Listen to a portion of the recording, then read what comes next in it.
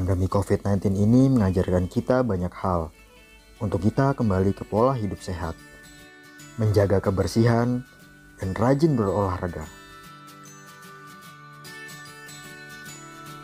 Berolahraga membuat kita berkeringat, mengeluarkan energi negatif, dan membuat tubuh menjadi lebih bugar.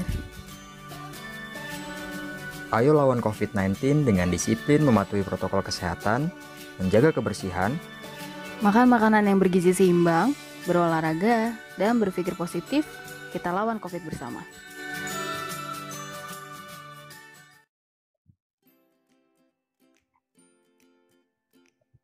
Assalamualaikum warahmatullahi wabarakatuh. Selamat siang untuk seluruh peserta atau aktif mini webinar Sahabat Gizi, yang kali ini kita beri tema tentang pemenuhan gizi anak spesial.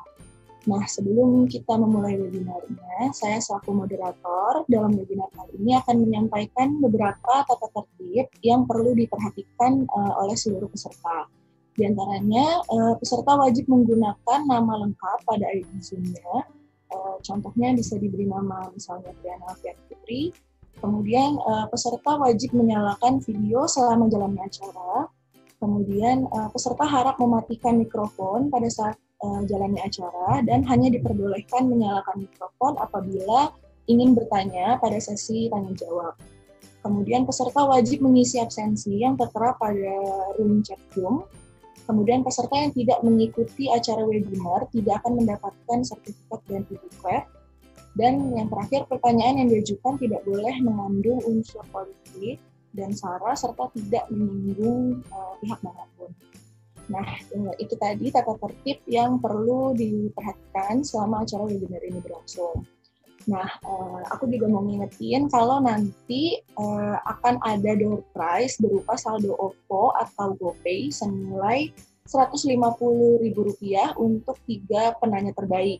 Jadi buat seluruh peserta di sini diharapkan bisa menyimak seluruh materi dan mempersiapkan pertanyaan terbaik versi kalian masing-masing supaya nanti bisa dapat door prize-nya.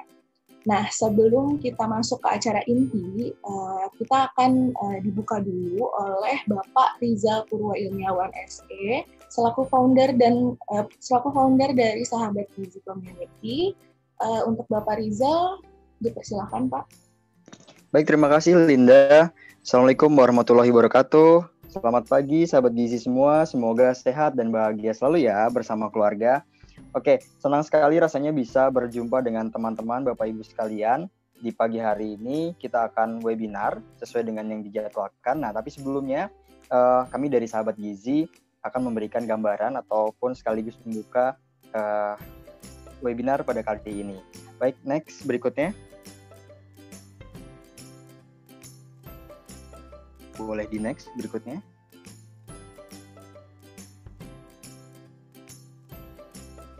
Baik, sahabat gizi ini teman-teman dan juga Bapak Ibu semua, sahabat gizi merupakan komunitas yang beranggotakan ayah ibu ataupun calon ayah ibu yang kami harapkan bisa fokus dan concern terhadap 1000 hari pertama kehidupan.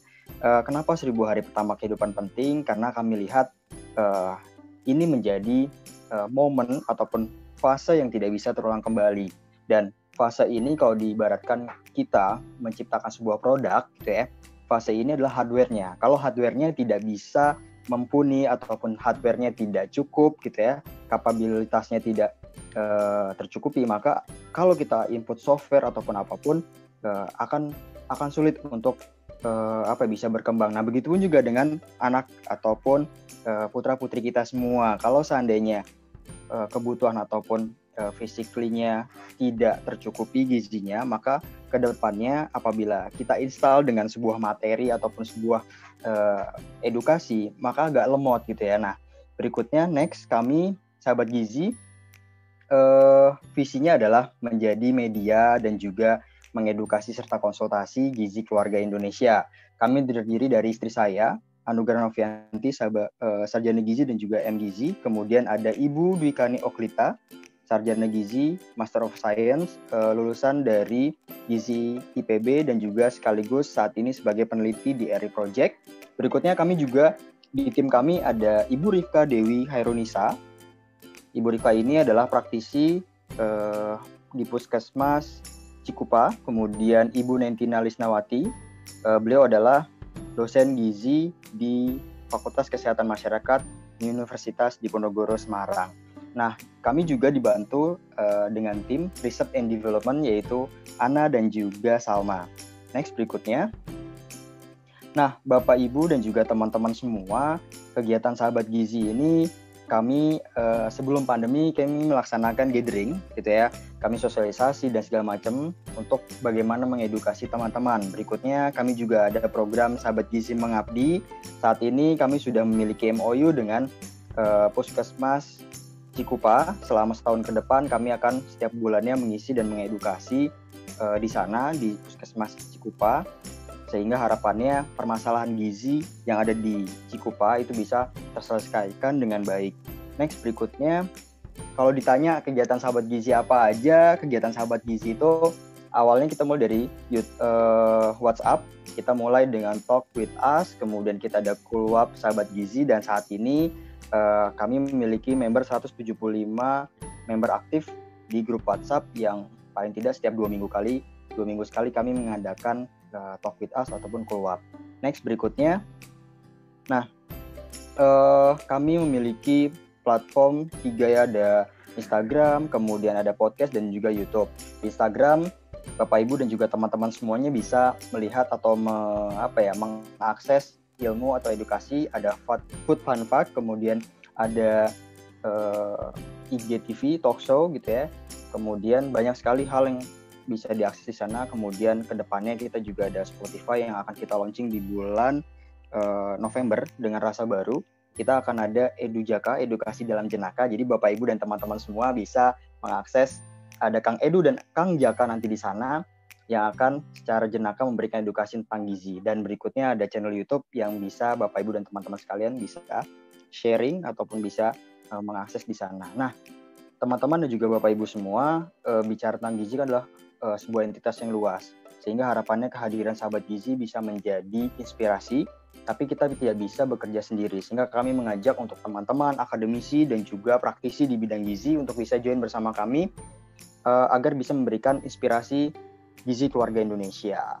Itu saja, saya kembalikan ke Linda. Semoga acara hari ini berjalan lancar, sukses terus, gitu ya, dan juga bisa bermanfaat buat semuanya. Kami buka dengan baca bismillah. Acara hari ini kita buka bismillahirrahmanirrahim. Agenda hari ini kita buka. Selanjutnya saya kembalikan ke Linda. Silakan Linda. Ya, terima kasih untuk Bapak Rizal Purwa Ilmiawan SE untuk sambutan pembukaannya. Nah, buat teman-teman yang mungkin belum join Sahabat Gizi nih, bisa join nanti di Sahabat Gizi supaya bisa dapetin benefit-benefit tadi yang udah disebutin oleh Bapak Rizal. Bisa kunjungin juga Instagramnya di @sahabatgizi dan nanti di situ ada link buat joinnya. Nah, oke, tanpa berlama-lama lagi, sekarang kita masuk sesi pemateri pertama yang akan dibawakan oleh Ibu Harna, SGZ MSI, dengan judul materinya, yaitu Standar Pemberian Makan Bayi dan Anak Menurut WHO. Nah, sebelumnya kita kenalan dulu, siapa sih Bu Harna itu? Bu Harna adalah seorang dosen dan peneliti di Prodi Gizi Universitas Unggul. Beliau lahir di Kabupaten Bone, Sulawesi Selatan, tanggal 5 Juli tahun 1991. Beliau pernah bersekolah di S1 Ilmu Gizi Universitas Hasanuddin, kemudian melanjutkan pendidikan S2-nya di Gizi Institut Pertanian Bogor, dan juga pernah melakukan student exchange di Chulalongkorn University Bangkok di Thailand. Beliau juga aktif melakukan penelitian serta publikasi-publikasi dan juga sering mengikuti beberapa pelatihan. Oke, untuk Ibu Harna sudah bisa dimulai, Bu. Iya, bisa, Linda. Waktunya 30 menit ya, Bu. Nanti akan saya bantu ingatkan di waktu 5 menit terakhir. Oke, siap-siap. Terima kasih, Bu. Bisa dimulai. Oke, Assalamualaikum warahmatullahi wabarakatuh. Terima kasih kepada Mbak Linda Aprianti ya sudah bertindak sebagai moderator hari ini. Terima kasih juga tadi kepada Pak Rijal untuk sambutan dari tim sahabat gizi ya, terutama para tim ini yang sangat berperan ya dalam pelaksanaan webinar hari ini. Oke, hari ini saya akan membahas mengenai standar pemberian makan bayi dan anak menurut WHO. Tadi juga sempat dibahas sama Pak Rijal bahwa memang kenapa sih penting pembahasan standar pemberian makan bayi dan anak menurut WHO ini, karena hal ini berhubungan dengan golden period anak ya, di mana masa keemasan anak itu adalah usia 0 sampai 2 tahun yang dikenal dengan 1000 hari pertama kelahiran. Tentunya pada masa ini merupakan masa yang sangat penting, masa yang sangat yang perlu Bapak, Ibu, dan teman-teman perhatikan bahwa di masa ini memang perkembangan dan pertumbuhan si kecil itu sudah sangat pesat ya. Makanya perlu perhatian bagaimana pemberian MPASI yang baik agar bisa menstimulasi pertumbuhan serta perkembangan bayi dan anak. Oke, hari ini saya akan membahas 4 garis besar ya mengenai MPASI. Yang pertama yaitu kapan sih diberikan MPASI menurut WHO, kemudian mengapa bayi harus diberikan MPASI, kemudian bagaimana prinsip pemberian MPASI yang baik dan benar, serta perannya prinsip pedoman gizi seimbang di dalam pemberian MPASI bayi dan anak. Oke, next.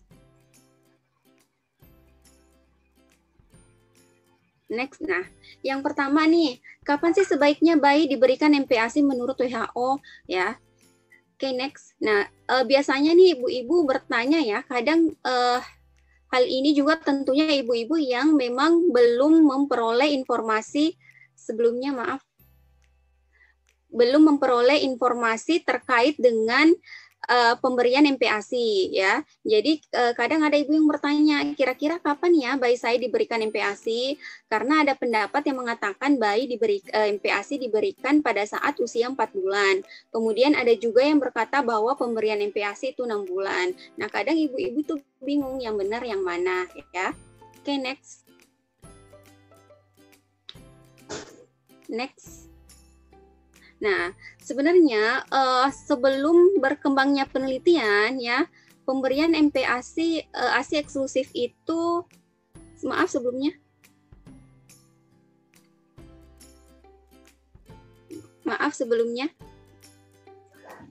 Oke, nah pemberian MPASI itu dibatasi 4 bulan ya, jadi pemberian minimal 4 bulan, tetapi seiring berkembangnya penelitian, oke, next.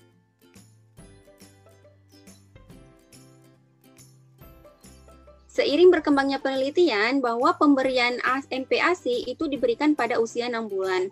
Hal ini berdasarkan rekomendasi dari WHO.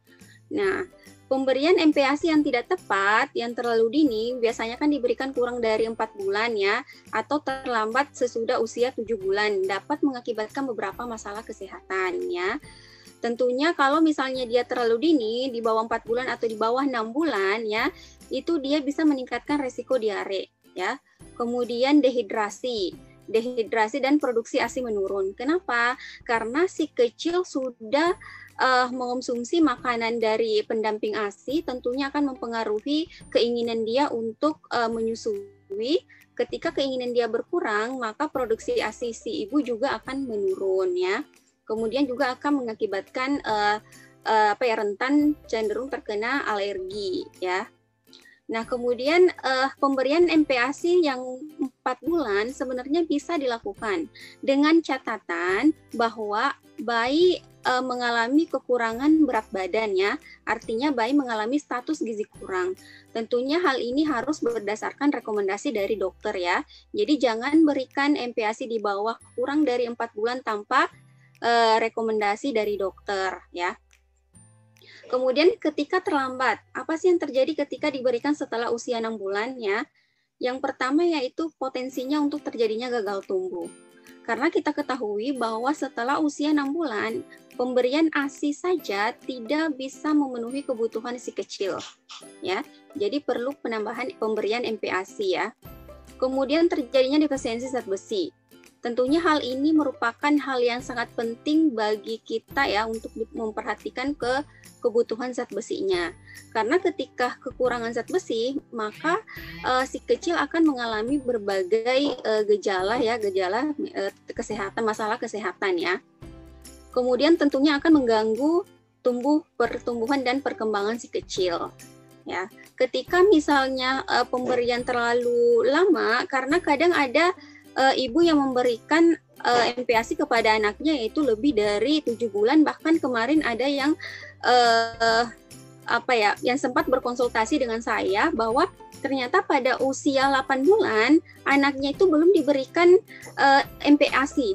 Terus saya tanya, kenapa Bu belum diberikan MPASI? Ternyata si ibunya ini merasa bahwa si kecil anaknya tersebut masih kuat menyusui ya. Padahal meskipun si kecil kuat menyusui, tetapi kebutuhan dari ASI tersebut tidak bisa memenuhi kebutuhan si kecil ketika usianya lebih dari 6 bulan ya. Oke, next.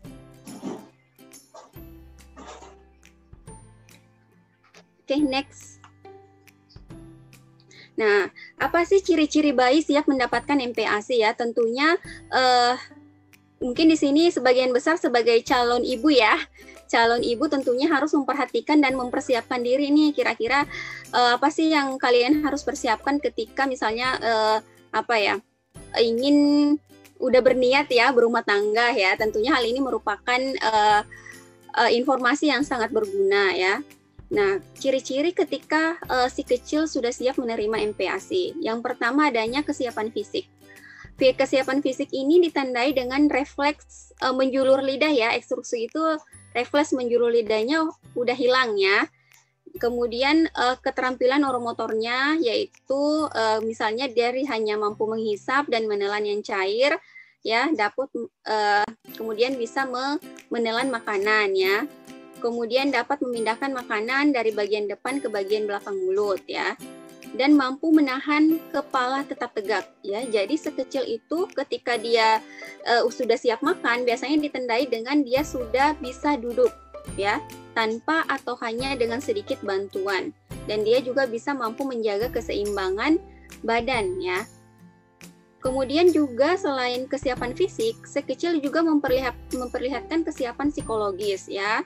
Misalnya dari reflektif ke imitatif ya, kemudian dia lebih mandiri dan eksploratif ya. Kemudian pada usia 6 bulan juga sudah menunjukkan keinginan makan dengan cara membuka mulutnya. Kadang tuh kalau usia bayi 6 bulan, ketika kita makan di depannya itu dia menggebu-gebu ingin merebut makanan kita ya, karena hal itu merupakan ciri-ciri bahwa si kecil sudah siap menerima MPASI ya. Ya, kadang dia ketika dia merasakan lapar, dia memajukan tubuhnya ya.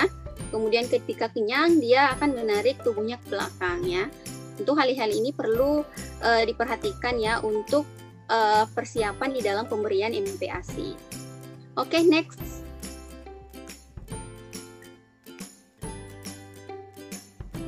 Nah, yang kedua, kira-kira mengapa sih bayi harus diberikan MPASI ya? Oke, next.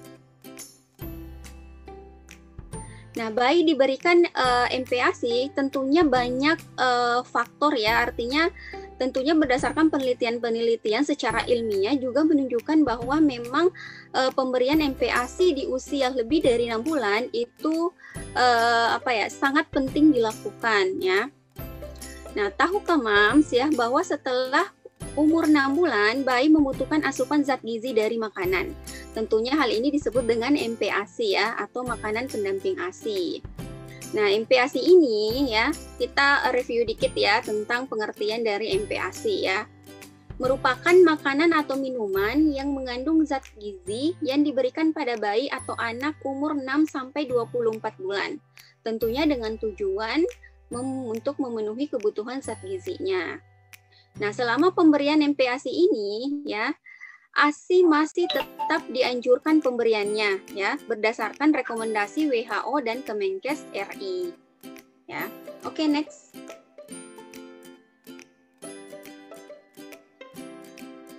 Oke, next.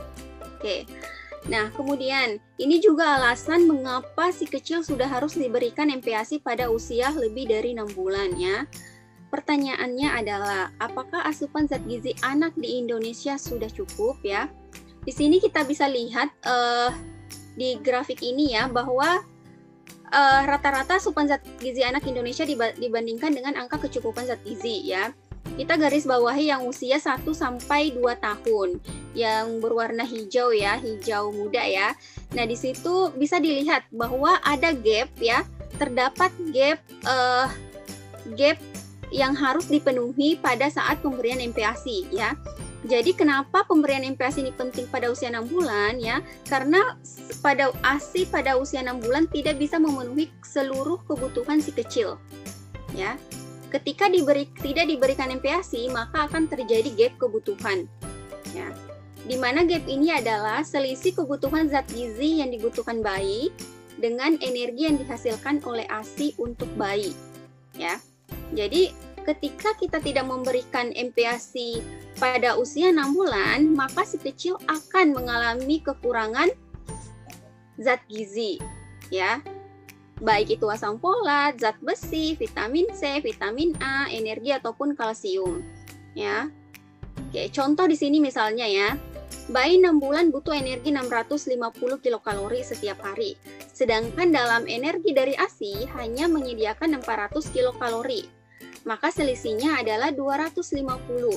Dan tentunya 250 ini dipenuhi dari pemberian MPASI. Ya. Apa sih yang terjadi ketika energi gap ini tidak diatasi segera mungkin ya? Yang terjadi adalah energi yang akan diambil dari tubuh bayi. Tentunya ini yang terkait dengan metabolisme karbohidrat, metabolisme lemak ya, di dalam oksidasi lemak ya. Terjadi oksidasi lemak di mana oksidasi lemak ini energi akan diambil dari cadangan lemak ya. Makanya ada bayi yang pada masa transisi ke MPASI tiba-tiba bobot badannya tidak naik atau bahkan mengalami penurunan. Ya. Jadi merupakan poin penting ya kenapa MPASI perlu diberikan. Oke, next. Nah, kemudian yang ketiga, prinsip pemberian MPASI. Jadi di dalam memberikan MPASI itu tidak hanya sekedar memberikan makanan ya. Jadi memang perlu ilmu juga ya. Kita sebagai calon-calon penerus generasi dan calon-calon yang akan melahirkan generasi penerus bangsa ya, tentunya harus memperhatikan bagaimana prinsip yang benar di dalam memberikan MPASI ya. Oke, next. Nah, di dalam memberikan MPASI harus memenuhi 4 syarat ya. Yang pertama, tepat waktu. Saat ASI sudah tidak bisa memenuhi kebutuhan zat gizi ya.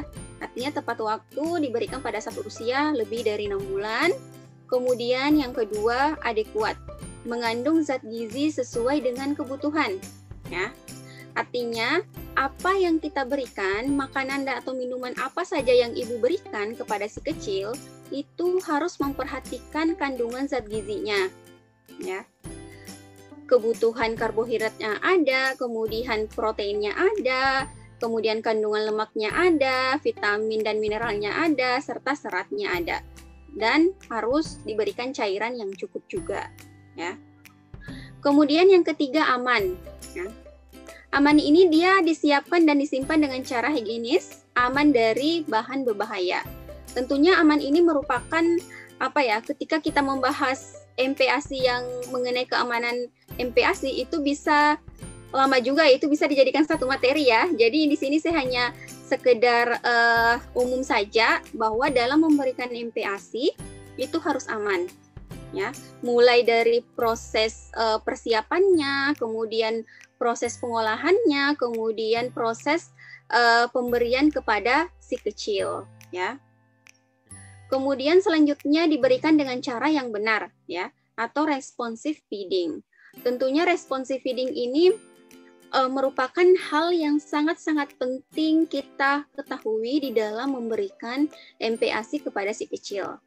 Karena kadang nih ada ibu ya yang tidak memberikan MPASI dengan cara yang benar, anaknya dipaksa ya. Misalnya pokoknya kamu harus makan misalnya ya. Pokoknya apa yang saya berikan harus dimakan misalnya ya. Hal ini tentunya akan memberikan trauma kepada si kecil ya. Nah, responsive feeding ini memberikan makan sesuai dengan respon anak. Jadi kita harus tahu kapan si kecil memperlihatkan rasa lapar.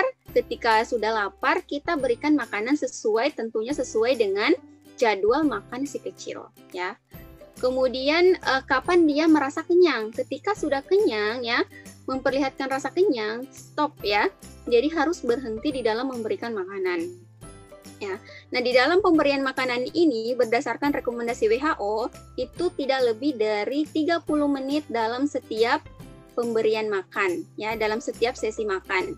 Ya, kadang tuh ada yang anaknya makan itu sampai sejam, 2 jam misalnya ya. Tentunya hal ini juga disebabkan karena distraksi ya, misalnya makan sambil nonton ya, kemudian makan sambil main atau sambil main gadget ya. Tentunya hal ini yang merupakan hal yang kurang baik diterapkan pada si kecil ya. Jadi kita harus memulai kebiasaan yang baik ya ketika ingin memberikan MPASI ya. Oke, next. Nah, ini ada beberapa ya prinsip dalam pemberian MPASI ya.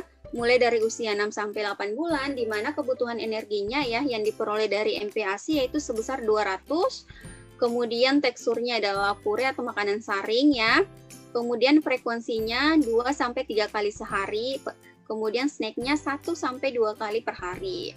Kemudian usia 9 sampai 11 bulan kebutuhan kalorinya yaitu 300, kemudian teksturnya cincang halus dan cincang kasar, kemudian dia frekuensinya sudah naik ya, jadi bisa sampai 4 kali sehari, kemudian snacknya 1 sampai 2 kali per hari.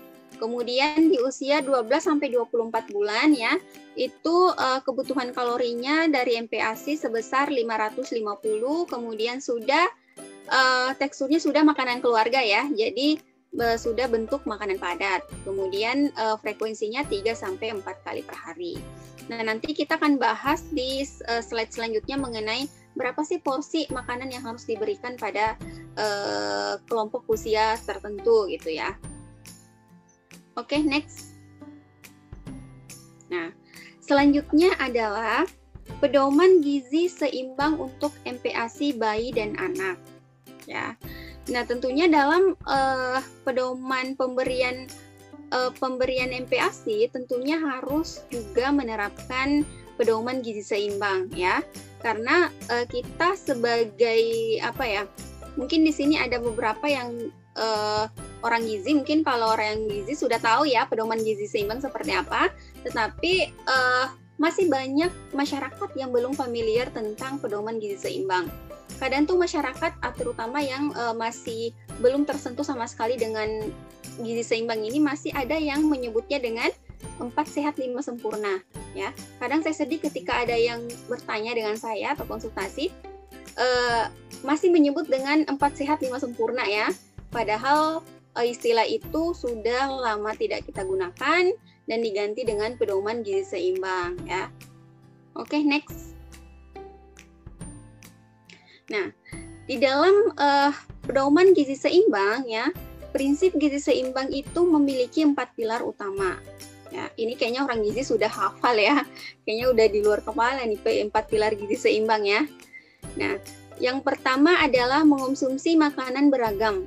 Ya, makanan beragam yang dimaksud adalah misalnya nih karbohidrat bukan hanya nasi saja ya, karena sumber karbohidrat bukan dari nasi saja, ada sumber yang lain ya, misalnya ada ubi, mie, roti dan lain-lain ya. Kemudian yang kedua menerapkan pola hidup bersih dan sehat ya. Kemudian yang ketiga melakukan pola hidup aktif dan berolahraga ya. Dan yang keempat memantau berat badan dan menjaga berat badan ideal. Oke, next. Nah, apa sih pentingnya gizi seimbang peranannya di dalam pertumbuhan dan perkembangan anak ya? Jadi ketika kita ingin si kecil tumbuh aktif, kemudian tumbuh sesuai dengan pertumbuhan dan perkembangannya sesuai dengan kelompok usianya ya, maka perlu diberikan makanan yang sesuai dengan prinsip gizi seimbang ya. Jika asupan tidak cukup, maka tumbuh kembang dapat terhambat ya. Kemudian si kecil akan lebih rentan terkena penyakit. Misalnya nih contoh gizi seimbang yang dibutuhkan untuk mendukung pertumbuhan ya dan perkembangan si kecil. Nah, apa sih yang dibutuhkan untuk proses pertumbuhan ya? Misalnya protein ya, karena di dalam gizi seimbang ini kita juga diatur bagaimana porsi protein tiap hari berdasarkan kelompok usia ya. Kemudian kebutuhan zat gizi mikro yang lain, misalnya vitamin A, vitamin C, zinc ya, tentunya juga berfungsi di dalam proses daya tahan tubuh si kecil ya, terutama dalam masa pandemik ini ya. Dalam masa pandemik ini perlu diterapkan pemberian makanan sesuai dengan prinsip gizi seimbang agar si kecil ya tidak rentan terkena penyakit tertentu atau penyakit infeksi ya, atau lebih khususnya lagi COVID-19 ya, karena memang ternyata kelompok usia anak-anak itu lebih rentan terkena COVID-19 ya. Jadi memang perlu ditekankan lagi bahwa khususnya dalam masa pandemik ini harus menerapkan pemberian gizi seimbang kepada bayi dan anak ya. Nah, kemudian juga membutuhkan gizi seimbang ini juga dibutuhkan untuk mendukung agar si kecil lebih tanggap ya. Artinya dia perkembangannya lebih oke lah ya, lebih bisa sesuai dengan kelompok usianya ya. Misalnya nih kebutuhan DHA, omega 3 dan omega 6 ya, yang notabene-nya itu sangat penting di dalam perkembangan otak si kecil ya. Oke, next. Oke, di sini kita akan membahas satu-satu mengenai 4 pilar gizi seimbang ya. Yang pertama, mengonsumsi makanan beraneka ragam sesuai kebutuhan harian. Ya, tentunya ya di sini harus beragam ya, makanan pokok, sayuran, buah-buahan, lauk hewani atau protein hewani, protein nabati, penggunaan lemak dan minyak ya. Tentunya penggunaan lemak minyak ini juga harus diperhatikan ya di dalam proses pemberian MPASI ya. Di sini ada porsinya ya, jadi disesuaikan dengan porsi berdasarkan kelompok usia si kecil. Ya, misalnya nih dalam sehari makanan pokoknya 2 porsi. Karena usia 1 tahun itu pemberian makannya 3-4 kali sehari, maka kita bisa bagi ini 2 porsi ini bisa dibagi dalam 3 kali pemberian ya. Misalnya atau 4 kali pemberian, berarti setengah porsi dalam sekali pemberian ya untuk makanan pokok, kemudian dalam ketiga waktu makan yang lain itu diberikan juga setengah porsi, hingga dalam sehari itu diperoleh energi sebesar 1.100 sampai 1.300 kilokalori ya. Oke, next. Nah, ini sedikit saya berikan contoh dan jenis porsi makanan pokok ya. Ini ada 1 porsi nasi ya, atau 100 gram 1 porsi, biasanya ukurannya yaitu 1 piring sedang, kemudian juga sumber karbohidrat yang lain ada mie kering ya. Tapi perlu saya tekankan bahwa yang dimaksud mie di sini bukan mie instan ya. Jadi kalau bisa sebaiknya dalam usia 1 sampai 6 sampai 24 bulan itu jangan diberikan mie instan. Ya. Kalaupun misalnya mau olahan mie, silahkan banyak ya. Sangat banyak olahan mie yang khusus untuk pemberian MPASI, misalnya ada mie dari ubi ya. Kemudian ada juga yang sudah difortifikasi oleh beberapa zat gizi tertentu ya. Kemudian ada roti tawar, ada jagung, kemudian 1 porsi ubi setara dengan 1/2 potong ubi sedang ya. Kemudian 1 porsi tepung terigu atau 10 sendok makan ya. Oke, jadi kalau misalnya si kecil bosan makan nasi, jangan langsung panik ya. Jadi kadang tuh banyak ibu-ibu yang langsung panik pada bertanya nih, kok anak saya nggak mau makan nasi gitu. Kira-kira kenapa? Takut nanti nggak berpengaruh nggak sama pertumbuhan anak saya gitu ya. Padahal banyak opsi ya, banyak pilihan ibu. Ketika anaknya bosan makan nasi, silahkan pilih sumber karbohidrat yang lain ya. Ada roti tawar, ubi, jagung ya. Itu sangat banyak pilihan. Tentunya di dalam pemberian MPASI ini ibu harus berkreativitas ya, artinya harus meningkatkan kreativitasnya di dalam mengolah makanan. Jadi yang waktu masih gadis tidak tahu memasak ya, belajarlah sekarang memasak demi calon anak kalian gitu ya. Jadi karena emang ini sangat penting ya. Oke, next. Kemudian contoh dan jenis porsi lauk nabati ya. Jadi lauk nabati ini ada kacang hijau setara dengan 2/2 sendok makan, ya ada kacang kulit, porsi tempe, tahu, kacang merah dan kacang kedelai ya. Oke, next. Nah, ini adalah contoh pengaturan makan untuk anak sehari-hari ya. Jadi ini contoh saja ya. Untuk misalnya nih di sini ada susunan waktu makannya, ada makan pagi misalnya jam 8 harus makan pagi, waktu makannya jam 8 misalnya, kemudian snack paginya jam 10, makan siangnya jam 1 misalnya, kemudian snack sorenya jam 4, makan malamnya misalnya jam 7 atau jam 8 atau jam 6 ya. Itu tergantung dari ibu bagaimana mengatur jadwal makan anaknya ya. Nah, oke. Kemudian di sini ada beberapa contoh pengelompokan lagi ya. Jadi di sini sudah dibagi-bagi nih sesuai porsi yang tadi ada sesuai dengan prinsip gizi seimbang ya. Jadi di sini sudah dibagi makanan pokoknya sekian porsi dalam sekali makan ya. Oke, next. Nah, kemudian yang kedua menerapkan pola hidup bersih dan sehat ya. Ini sangat penting juga, terutama terkait juga dengan masa pandemi ini ya. Jadi pastikan ibu dan anak mencuci tangan sesering mungkin, terutama saat sebelum makan, saat menyiapkan makanan, memberikan atau menyuapi si kecil makan, setelah dari toilet dan sebelum memegang area wajah. Ya, jadi perlu diperhatikan di dalam memberikan MPASI pada si kecil. Ya, oke, next. Kemudian yang ketiga melakukan pola aktif hidup, aktif dan berolahraga ya.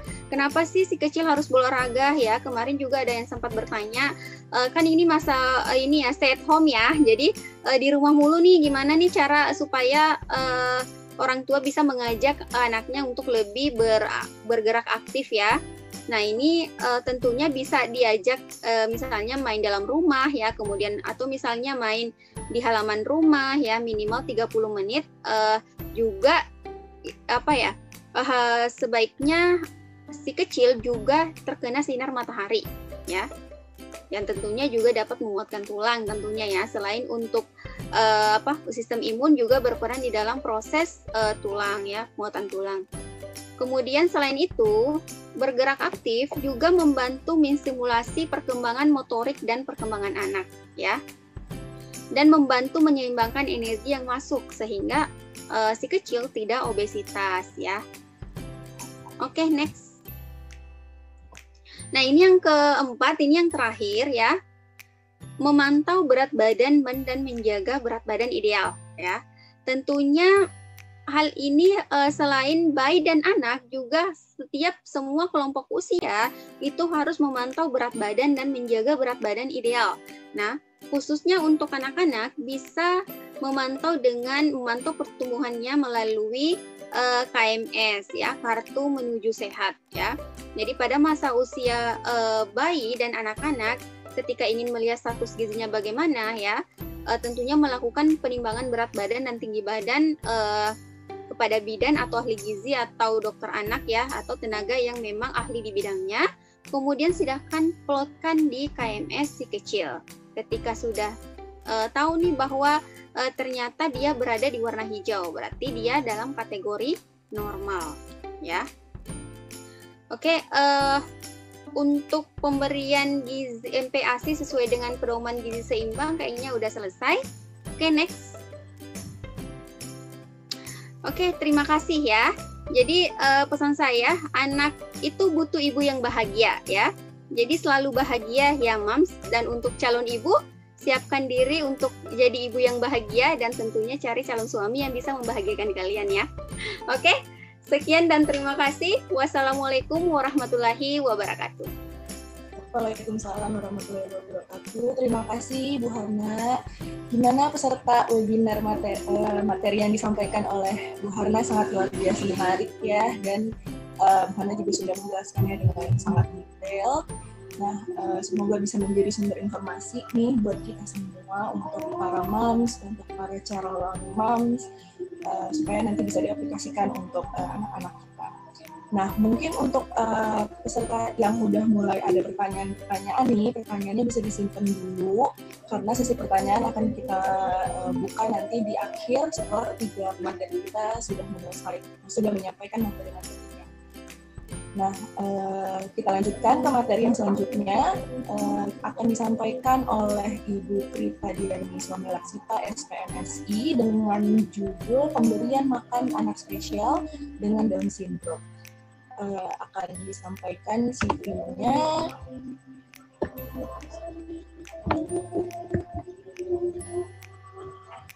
Ya, Ibu Prita Diani Swamelaksita, SPMSI adalah seorang dosen prodi gizi Universitas Esa Unggul. Beliau lahir di Purwokerto tanggal 17 September tahun 1986. Beliau pernah bersekolah di S1 di Institut Pertanian Bogor dengan bidang ilmunya gizi masyarakat dan sumber daya keluarga. Kemudian melanjutkan pendidikan S2-nya di Institut Pertanian Bogor dengan jurusan ilmu gizi masyarakat.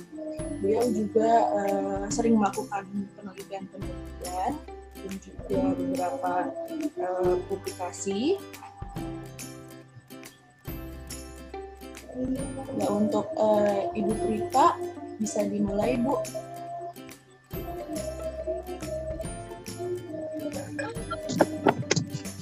Waktunya sama ya, Bu, 30 menit. Oke, Assalamualaikum warahmatullahi wabarakatuh. Ya, selamat siang semuanya. Ya, masih semangat ya untuk materi kedua ya.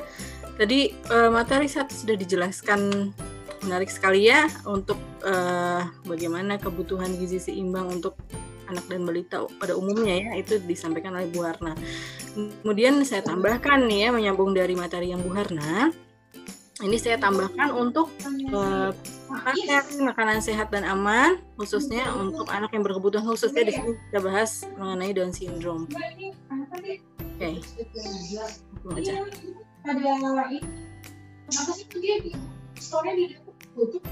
Halo. Bisa next slide. Oke. Kalau misalkan tadi umum sudah dijelaskan ya bahwa bagaimana pemenuhan gizi anak dan balita itu harus seimbang ya, sudah tidak lagi 4 sehat 5 sempurna. Di sini kita akan bahas tentang Down syndrome.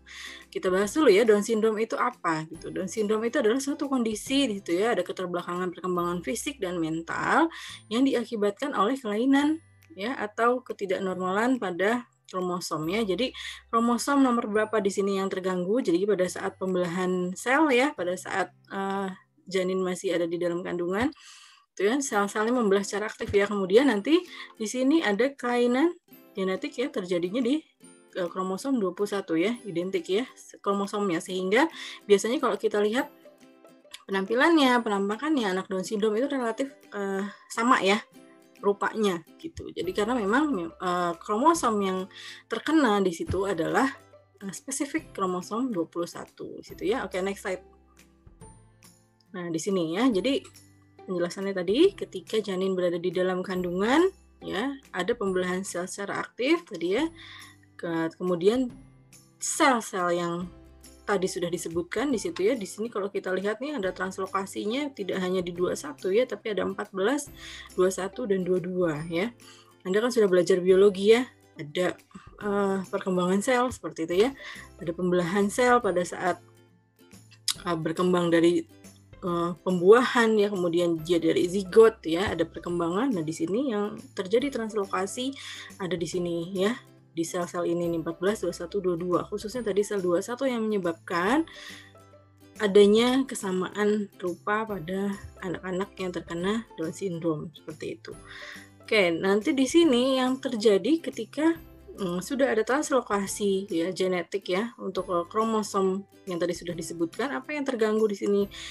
Biasanya karena ada kerusakan otak ya, sehingga nanti terganggu, banyak gangguan di sini, ada mental ya, kemudian nanti kita juga bahas ada beberapa gangguan makan yang biasa terjadi pada anak Down syndrome seperti itu ya. Oke, next slide. Nah, di sini kalau kita lihat pathways-nya ya, bahwa ada kelainan kognitif dan fisik pada anak Down syndrome ya. Jadi kalau kita lihat kelainan fungsi kognitifnya ya, ada kecerdasan yang berkurang. Kemudian ada perubahan pertumbuhan dan perkembangan. Biasanya ada gangguan pertumbuhan dan perkembangan di sini. Kemudian kalau kita lihat kelainan fungsi fisiknya, ya, ada pertumbuhan tulang yang terhambat, ya. Kemudian ciri khususnya lagi biasanya lidahnya pendek dan besar, ya, lebar, gitu ya. Kemudian ada hipotomus pada otot nafas.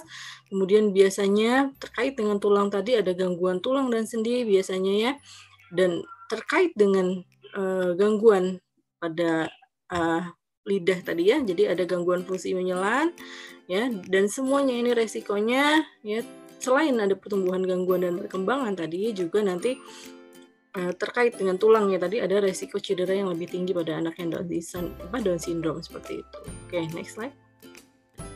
Nah, kira-kira apa aja sih penyebab kenapa ya pada saat ibu mengandung ini bisa ada translokasi genetik tadi ya pada kromosom khusus tadi ya, kromosom spesifik ya 14, 21 dan 2 tadi. Ya, faktor penyebabnya yang pertama adalah genetik ya, kemungkinan ada keturunan ya. Jadi kalau misalkan mungkin kalau kita lihat dari silsilahnya ya, ada keluarga yang pernah juga ya mengalami translokasi pada saat pemulihan diri, itu juga bisa menyebabkan penurunan genetik. Kemudian bisa juga disebabkan karena radiasi ya. Kemudian bisa juga pada saat ibu mengandung ini menderita infeksi atau kelainan pada saat kehamilan ya. Kemudian nah ini ada autoimun dan kelainan endokrin pada ibu, itu juga bisa menyebabkan tadi ya Down syndrome ya. Dan kemudian umur ibu dan ayah, misalnya ini biasanya untuk kandungan yang beresiko itu di atas usia 35 ya. Jadi kalau sudah hamil di atas 35 tahun, resiko kehamilannya juga makin tinggi seperti itu. Oke, next slide. Nah, ciri-ciri anak dengan Down syndrome ya, selain mungkin Anda sudah mengenali tadi ya dari rupanya ya, biasanya karena sama ya kromosomnya tadi spesifik sehingga rupanya sama. Kalau kita lihat secara detail lagi ya, bentuk kepalanya biasanya relatif kecil dengan bagian belakang yang tampak mendatar ya, atau di sininya ya tidak bulat nih kepalanya ya, tapi agak pepat ya seperti peyang ya. Kemudian hidung kecil dan datar biasanya ya. Kemudian biasanya ada kesulitan bernafas karena struktur hidungnya seperti itu. Kemudian mulutnya kecil dengan lidah yang tebal ya, tadi lidahnya pendek ya, lebih lebar gitu ya. Kemudian sehingga tadi ya, ada gangguan menelan dan sebagainya ya. Kemudian ada bentuk mata yang miring ya, tidak ada lipatan di kelompok matanya ya, seperti ini ya tampilannya. Kemudian letak telinganya lebih rendah dengan ukuran telinga yang lebih kecil ya, sehingga biasanya lebih rentan terkena infeksi telinga. Ya, kemudian rambut lurus ya, halus dan jarang. Kemudian kulitnya kering biasanya. Kemudian ada tangan dan jari yang lebih pendek ya, ini contohnya. Ya, kemudian terdapat garis melintang yang disebut simian crease. Ya, kemudian ada otot yang lemah tadi ya, kita sebut hipotomus ya, di sekitar otot. Kemudian ada pertumbuhan gigi-gigi yang lambat dan tumbuhnya tidak beraturan. Ya, ini untuk ciri-ciri fisiknya. Oke, next. Nah, untuk gejalanya seperti apa ya? Jadi anak-anak yang menderita kelainan ini biasanya untuk pertumbuhan dan perkembangannya tadi kita lihat ada hambatan ya dalam pertumbuhan dan perkembangannya, biasanya umumnya lebih pendek dari anak sebayanya. Ya. Kemudian biasanya kepandaiannya ya atau kognitifnya biasanya lebih rendah dari yang normal. Ya, kemudian lebar tengkoraknya, kepalanya lebih pendek tadi ya, sudah dijelaskan, matanya sipit, turun, dagu kecil ya. Sini dengan jari-jari tangan dan kaki yang lebih pendek ya. Dan pada beberapa anak ya juga ada disertai dengan penyakit jantung bawaan ya. Kemudian resiko tinggi menderita penyakit leukemia limfositik akut ya. Kemudian ada biasa disertai oleh komplikasi retardasi mental ya. Kerusakan hati bawaan, di sini ada kelemahan syaraf ya atau neurosensori. Infeksi saluran nafas berulang tadi karena struktur hidungnya memang tidak sempurna. Kemudian ada kelainan gastrointestinal. Oke. Ya, jadi kalau kita lihat ya di sini ya masing-masing ini ada resikonya ya. Oke, masing-masing struktur tubuhnya tadi. Oke, next slide. Oke. Kemudian kalau penanganannya seperti apa nih pada anak Down syndrome ya? Yang pertama bisa penanganan secara medis ya. Biasanya kita lihat beberapa tes dulu ya, karena tadi ada beberapa struktur tubuh yang mengalami penurunan atau terhambat pertumbuhannya. Jadi biasanya ada beberapa tes yang harus dilakukan, yaitu tes pendengaran, tes penglihatan ya. Kemudian kita tinjau secara gizinya seperti apa. Kemudian tes motorik ya, karena ada kaitannya dengan kelainan tulang ya, dan penyakit jantung bawaan tadi ya, jadi harus ada tes terkait dengan kesehatan jantung.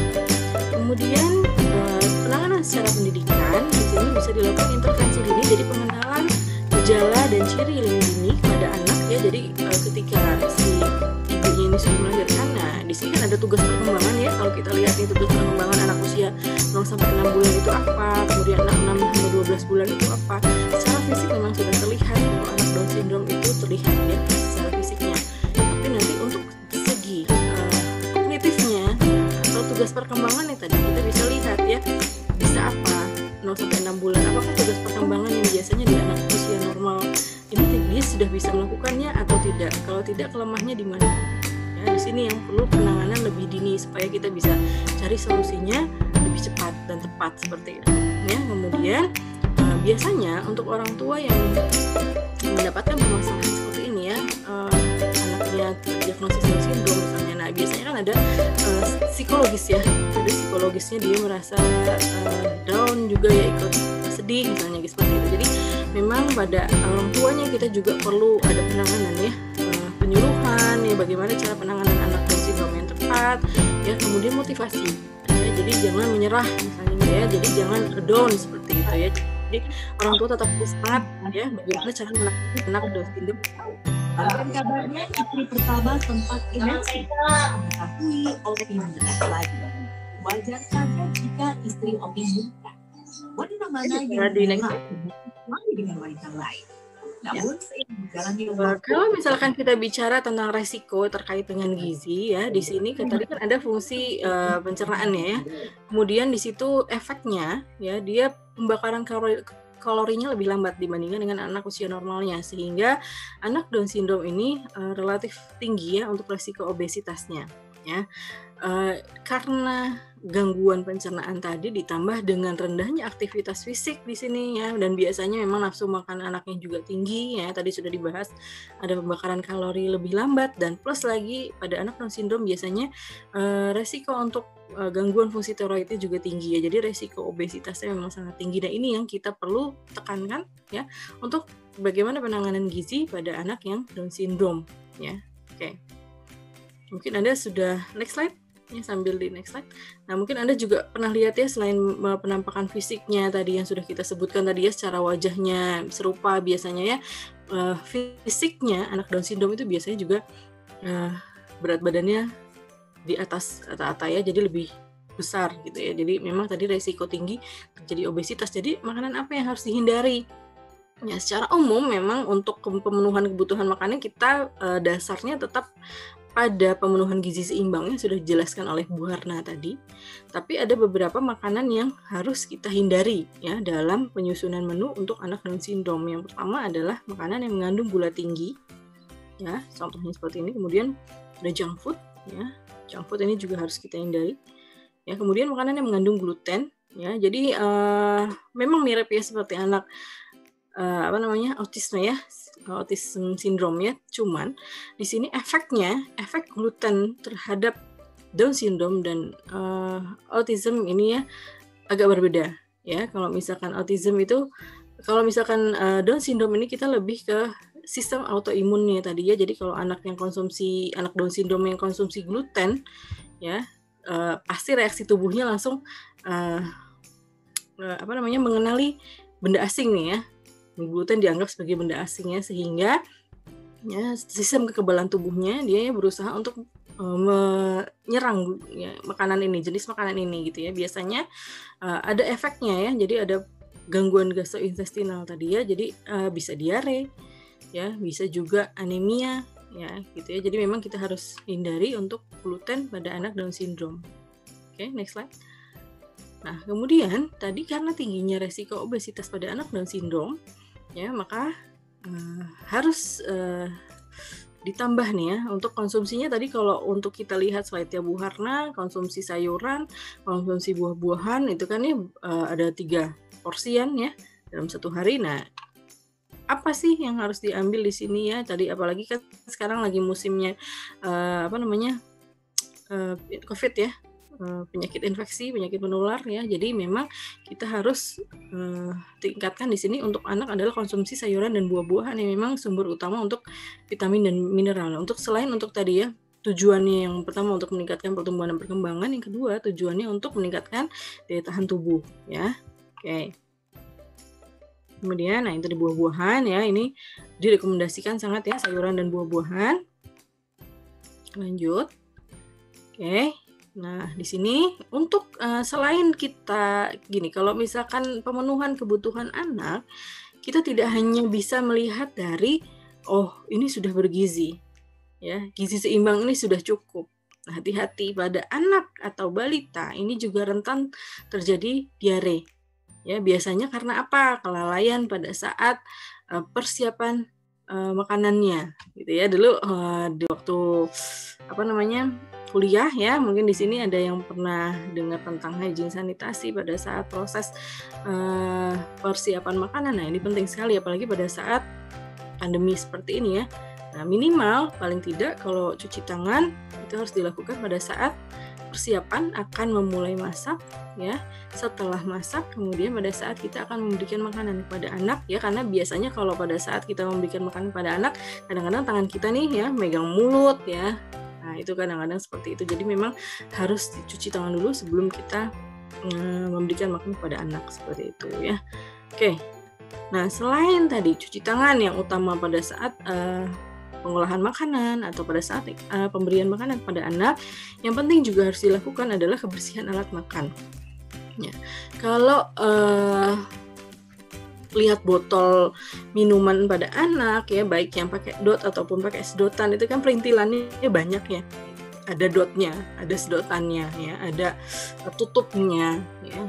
Ada biasanya karet ya. Ini kalau tidak dibersihkan di situ ada jamur ya. Jadi memang kalau pada saat akan membersihkan peralatan makan, lebih bagus kita pretelin dulu nih peralatan makannya ya. Jadi jangan langsung dicuci ya, tapi kita pretelin dulu satu-satu ya, kita cuci bersih dengan menggunakan sabun yang memang direkomendasikan untuk anak ya, karena biasanya untuk sabun yang direkomendasikan untuk anak itu biasanya sudah hipoalergenik ya. Jadi sekarang ini ya, untuk bahaya atau untuk hazard itu kan kalian mungkin kan sudah kenal, ada biologi, ada kimia, ada fisik ya. Kemudian ditambahkan satu lagi nih untuk updating ya, alergen.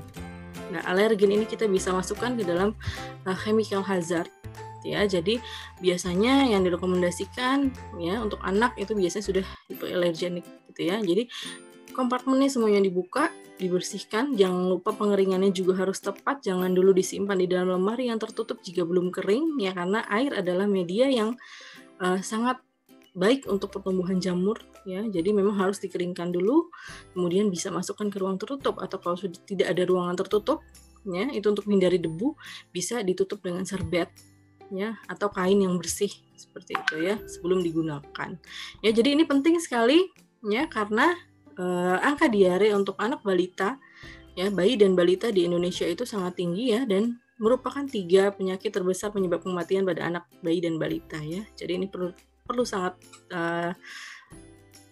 diperhatikan ya untuk kebersihannya. Oke. Kemudian, nah ini yang jarang ya, karena mungkin karena kondisi sekarang ini kan lagi pandemi ya, harus di rumah. Jadi rata-rata banyak orang tua yang menanyakan ya, ini gimana nih kalau misalkan pada saat seperti ini anak harus aktivitas ya, harus bagaimana, sedangkan kita nggak boleh keluar gitu ya. Banyak kegiatan yang bisa kita lakukan pada saat pandemi ya. Jadi orang tua memang harus kreatif ya. Selain tadi kalau ibu-ibu PR-nya itu adalah kreatif dalam mempersiapkan makan ya, untuk tadi ya menghindarkan supaya anak itu mau makan sayuran dan buah-buahan ya, supaya dia terhindar dari nggak mau nih makan sayuran. Gimana caranya ibu itu bisa berkreasi. Nah ini juga PR juga nih, orang tua harus berkreasi menciptakan satu kegiatan di mana dia bisa juga mengeksplor aktivitas fisik pada anak gitu ya kan. Sekarang kalau kita lihat tuh banyak mainan-mainan yang bisa kita lakukan di halaman ya, dengan kita bisa maksimalkan lagi bagaimana aktivitas fisiknya seperti itu ya. Atau ada lapangan yang dekat rumah yang sekiranya aman gitu ya, tidak banyak orang, nah bisa kita pantau di situ ya, supaya nanti setelah itu kita bisa ajarkan lagi ya cuci tangan setelah main misalnya, seperti itu kan ya. Yang penting jangan karena pandemi kita tidak bisa keluar, nah itu jadi hambatan tidak bisa beraktivitas fisik ya. Kita tetap bisa beraktivitas fisik ya, dengan tetap ada protokol kesehatan yang harus kita jaga seperti itu. Oke. Nah, ini juga penting ya. Jadi banyak olahraga yang aman dilakukan untuk anak berkebutuhan khusus ya. Jadi misalnya di sini contohnya nih ada basket, renang, golf ya. Ini beberapa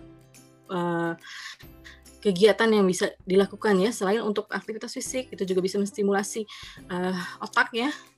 Renang ya, itu yang bisa dipilih ya, untuk mudah, murah gitu ya, tapi efeknya baik gitu ya. Tapi karena pandemi tidak bisa renang, kita bisa pilih lagi kegiatan lain ya. Atau ada kolam yang sekiranya aman ya. Kita bisa lihat kalau weekdays ya biasanya kan lebih aman ya dibandingkan weekend ya. Nah itu kita bisa pilih waktu yang tepat ya untuk kegiatan yang tepat ya. Yang penting kita tetap harus perhatikan, libatkan anaknya, jangan karena anak ini spesial kita krem terus di rumah, nggak boleh keluar. Nah ini juga salah ya. Jadi kita harus optimalkan juga aktivitas fisiknya. Orang tua harus memperkenalkan berbagai macam hal juga kepada anak yang berkebutuhan khusus seperti itu. Oke. Nah, itu akhir dari saya ya. Mungkin nanti penjelasan mengenai bagaimana penentuan status gizinya ya akan dijelaskan oleh pembicara tadi. Oke, terima kasih Linda. Oke, terima kasih Bu Prita untuk materinya yang kece banget nih buat kita semua.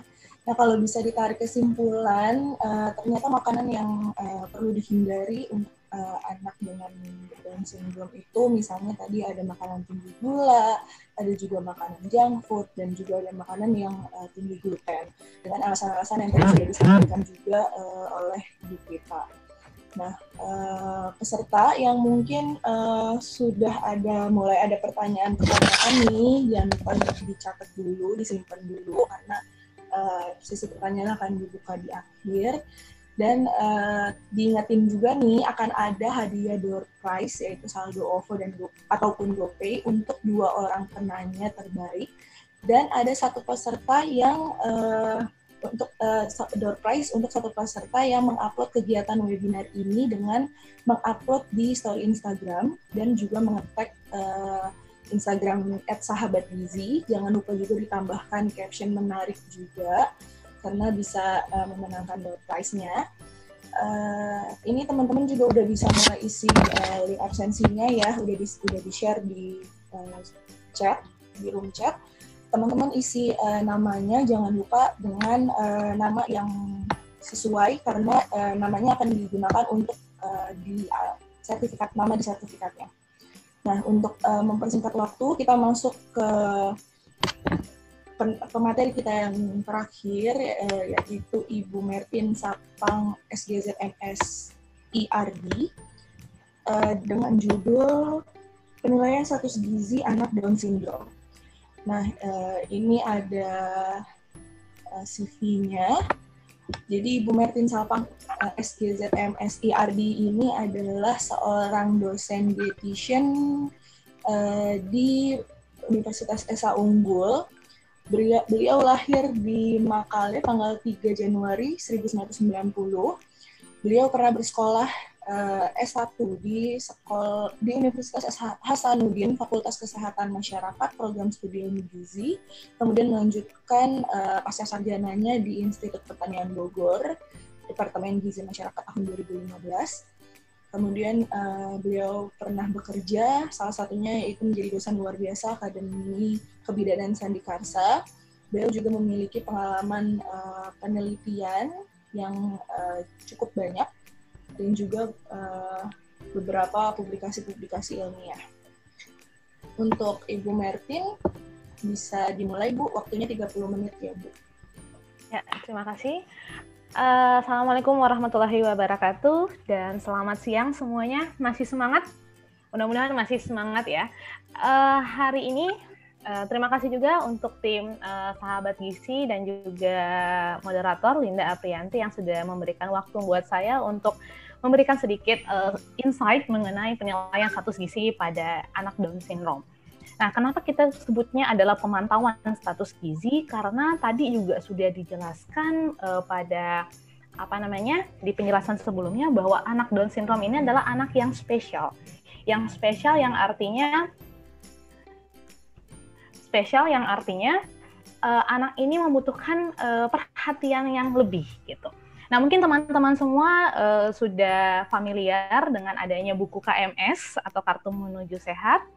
Ini Moms and Dad atau Future Moms and Dad ini mungkin sudah familiar bahwa untuk anak sehat saja itu setiap bulannya, terutama pada usia di bawah 5 tahun, itu setiap bulannya rutin adanya pemantauan status gizi.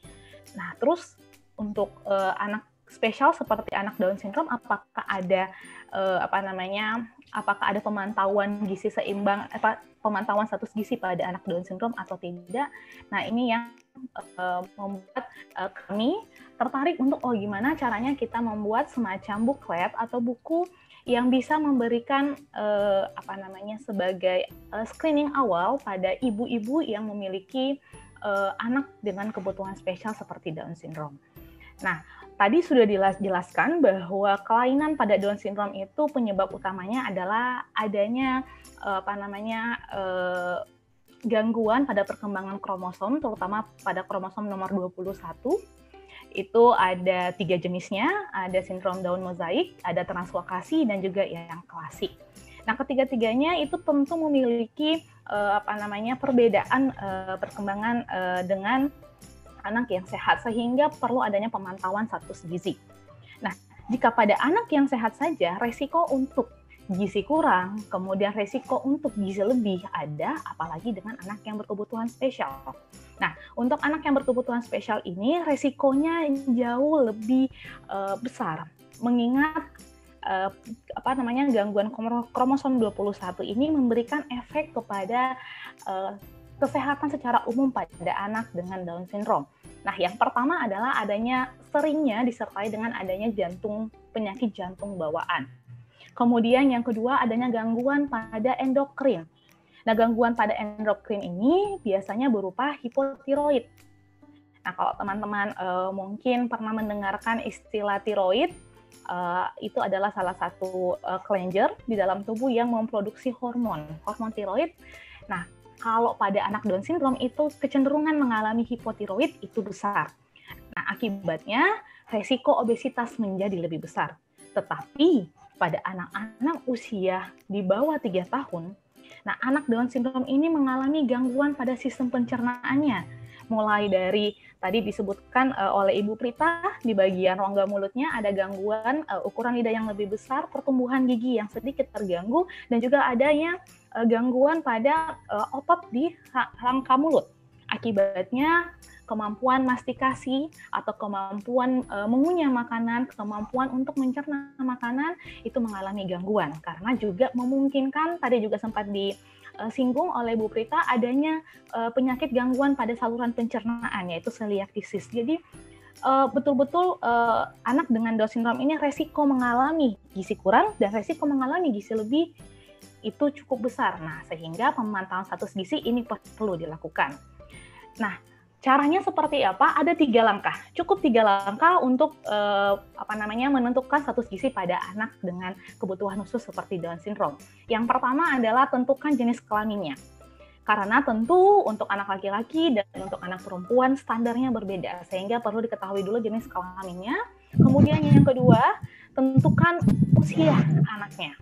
Nah, ditentukan dulu usia anaknya. Kemudian yang kedua adalah mengukur antropometrinya atau mengukur dimensi tubuh anaknya. Ada pengukuran tinggi badan, berat badan, dan juga lingkar kepala. Kemudian yang ketiga adalah bandingkan dengan standar. Boleh next? Nah, langkah pertamanya, tentukan jenis kelaminnya. Ada anak laki-laki dan juga anak yang perempuan. Kemudian usia. Nah, kembali lagi bahwa kita bicara mengenai usia, itu ada yang satuannya bulan, ada yang satuannya tahun. Nah, kapan kita menggunakan satuannya bulan, kapan kita menggunakan satuannya tahun? Untuk penggunaan usia tahun, itu kita gunakan pada usia di atas 2 tahun. Jadi, yang dihitung misalnya, saya umurnya sudah 17 tahun nih sekarang nih, usia 17 tahun. Kemudian lebih 6 bulan, apakah usia saya 17,5? Nggak gitu. Tetapi digenapkan ke ulang tahun yang terakhir, yaitu 17 tahun. Nah, begitu juga pada usia bulan. Pada bayi, itu sering contoh usianya adalah 1 bulan 15 hari. Maka usia yang digunakan adalah 1 bulan, bukan 2 bulan, bukan 1,5 bulan, tetapi digenapkan ke yang sudah penuh bulannya. Lanjut.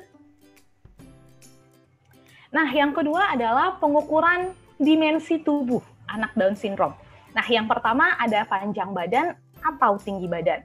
Nah, pertanyaannya apa sih bedanya panjang badan dengan tinggi badan? Nah, kalau panjang badan itu diukur pada saat kondisi sedang tidur. Jadi, anaknya tertidur, kemudian itu digunakan untuk anak usia 0-2 tahun. Nah, setelah usia 2 tahun, maka anak akan diukur dengan menggunakan tinggi badan. Jadi, ukuran tinggi badan dengan posisi berdiri. Next. Nah, gimana cara mengukur panjang badannya? Nah, yang pertama ada alat yang kita sebut dengan lengboard atau pengukur panjang badan anak. Nah, karena untuk anak-anak usia di bawah 2 tahun cenderung seperti rewel, apalagi anak berkebutuhan khusus seperti Down syndrome, dia kadang-kadang agak sulit untuk beradaptasi dengan lingkungan sekitar, sehingga tetap meskipun ada tenaga kesehatan, tetap orang tua atau pengasuh itu membantu tenaga kesehatan untuk mengukur panjang badan anak. Posisinya adalah anak terlentang dengan sempurna seperti itu, seperti yang digambar seperti ini. Kemudian pastikan telapak kakinya itu naik ke atas. Salah satu caranya bisa digelitik kakinya. Kalau iseng mungkin teman-teman bisa coba gelitik kakinya, secara tidak sadar dia akan naik telapak kakinya. Nah, ini juga yang bisa dilakukan pada anak usia di bawah 2 tahun dan juga yang berkebutuhan khusus. Pastikan pandangan mata lurus ke atas, seperti ini, anaknya lurus di atas. Jika perlu bantuan, bisa dibantu untuk memegang bagian kepala dan juga bagian si anak sehingga tetap dia lurus di bawah. Nah, posisinya seperti ini. Kemudian, ini untuk pengukuran panjang badan untuk anak usia di bawah 2 tahun. Next. Nah, untuk tinggi badan karena diukur secara berdiri, maka pastikan bahwa bagian pundak, bagian bokong, kemudian juga bagian betis dan juga bagian tumit kaki itu menempel pada pada dinding tempat alat pengukur tertempel, seperti kita bisa gunakan mikrotoa atau bisa menggunakan stadiometer. Pastikan bagian-bagian yang tadi saya sebutkan itu menempel pada dindingnya. Nah, kemudian pandangan lurus ke depan. Pastikan pandangan anak lurus ke depan, kemudian akan diukur. Nah, pertanyaannya, gimana kalau misalnya, tadi kita kembali ya, pada anak dengan kebutuhan spesial, itu mereka mengalami gangguan pertumbuhan. Terkadang pada usia 2 tahun, anak yang sehat sudah mampu untuk berdiri, namun pada anak dengan kebutuhan khusus seperti Down syndrome, itu terkadang mereka masih belum bisa untuk berdiri di usia di atas 2 tahun. Boleh kita menggunakan panjang badan sebagai alat sebagai metode pengukur tinggi badan pada anak, tapi kembali lagi ada konversi yang harus dilakukan, yaitu 0,7 cm. Jadi panjang badan itu lebih besar 0,7 cm dibandingkan dengan tinggi badan. Jadi kalau misalnya anak usia di atas 2 tahun masih diukur menggunakan panjang badan, pastikan ada konversinya. Oke, next. Nah, kemudian yang kedua, timbang berat badan anak. Nah, untuk anak usia 0-2 tahun, mungkin teman-teman bisa lihat kalau di posyandu bisa menggunakan dacin, anak berkebutuhan khusus juga bisa ditimbang menggunakan dacin, atau akan lebih baik jika menggunakan berat badan timbangan berat badan digital yang seperti ini.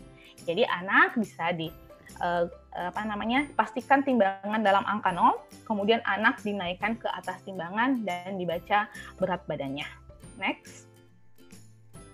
Nah, atau juga bisa menggunakan timbangan injak. Nah, timbangan injak itu pastikan bahwa angka sebelum anak naik itu berada di posisi angka 0. Itu yang pertama. Dan yang kedua, pastikan pakaian yang digunakan anak adalah pakaian yang ringan atau tidak terlalu berat. Nah, kemudian kalau misalnya si anak itu tidak bisa ditimbang sendiri, maka bisa kita menggunakan bantuan dari orang tua. Jadi, orang tua ditimbang terlebih dahulu, kemudian orang tua menggendong anaknya, kemudian ditimbang. Jadi berat badan anak adalah berat badan orang tua dan anak dikurangi dengan berat badan orang tuanya. Jadi bisa segala macam kita gunakan, yang penting kita mendapatkan data yang valid atau yang sesuai. Pastikan untuk anak tetap menggunakan pakaian yang tidak terlalu berat dan juga melepas alas kaki karena biasanya sepatu cukup berat ya. Lanjut. Nah, selain itu juga perlu dilakukan pengukur lingkar kepala. Mengapa perlu dilakukan pengukur lingkar kepala? Nah, karena mengukur lingkar kepala ini sangat direkomendasikan apalagi untuk anak usia di bawah 2 tahun karena terkait dengan perkembangan otak.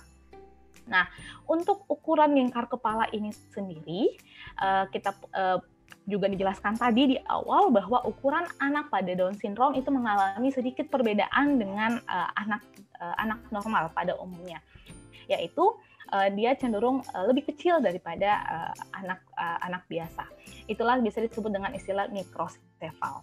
Nah, untuk mengukur lingkar kepala, itu yang pertama adalah pastikan bahwa teman-teman menggunakan pita ukur yang tidak elastis. Bisa seperti pita ukur seperti ini, atau juga menggunakan, biasa juga di puskesmas ada pita ukur yang terbuat dari kertas, alat ukurnya ya. Nah, yang pertama pastikan teman-teman mendeteksi adanya daerah glabella. Daerah glabella itu adalah daerah sini, sekitar di daerah dahi. Kemudian dari daerah dahi, meteran akan masuk ke belakang melalui supraorbita atau di atas alis mata, di bagian supraorbita, melingkar ke kepala bagian yang paling menonjol. Inilah yang disebut dengan occiput, ya.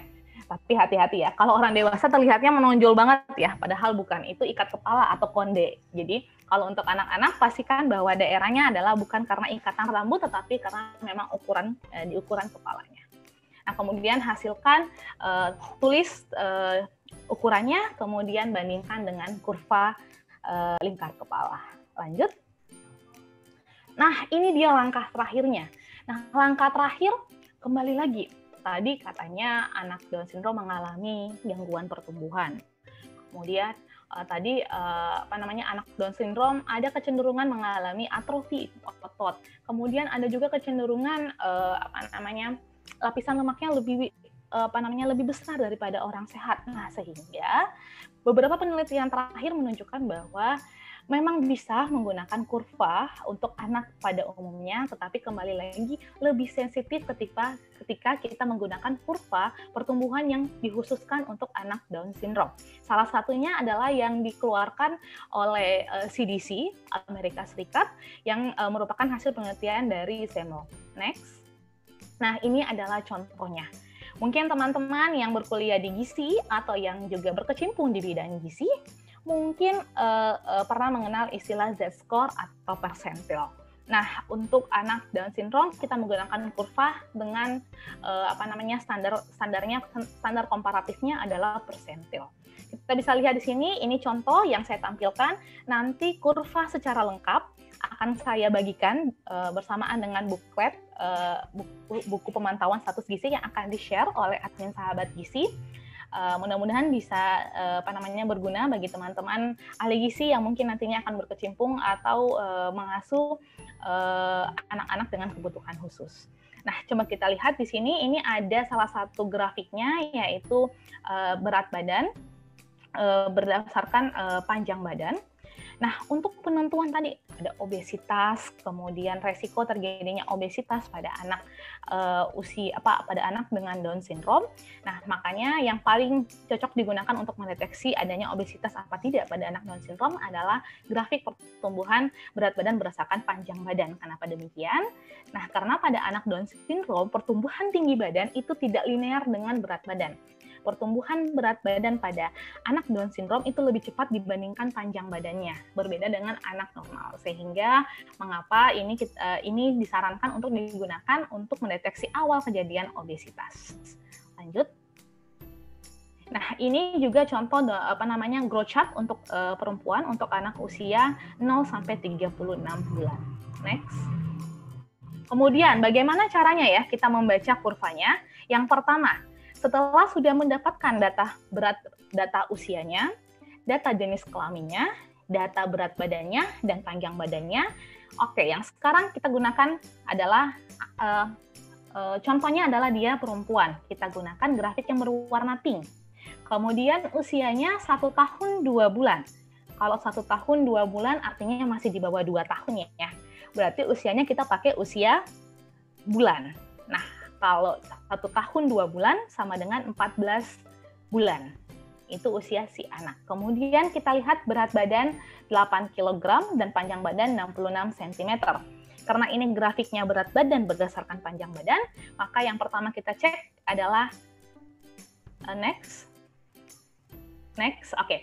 Berat badannya 8 kg. Kita lingkari di situ di grafik 8 kg. Kemudian tandain juga pada panjang badannya, next, 66 cm.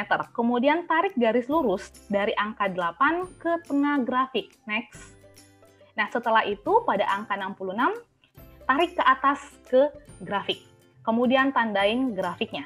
Nah, kalau kita lihat di situ, kalau kita tarik garisnya, ini dia persis berada pada garis 90 persentil. Artinya apa ya kalau dia 90 persentil? Next. Oke. Nah, karena kita pakai grafiknya adalah berat badan menurut panjang badan atau tinggi badan, dia berada pada grafik 90 persentil. Nah, artinya, coba kita lihat di bawah sini. Nah, untuk overweight atau obesitas, apabila dia di atas 95 persentil dia overweight. Berarti kalau 90 dia masih normal, tetapi sudah berada pada borderline. Jadi perlu diperhatikan lagi makannya. Ingat pesan yang disampaikan oleh Ibu Rita tadi bahwa diperhatikan makannya. Nah, dengan pemantauan status gizi setiap bulannya ini akan membantu ibu yang memiliki anak Down syndrome untuk membantu menjaga agar status gizi anaknya tetap stabil.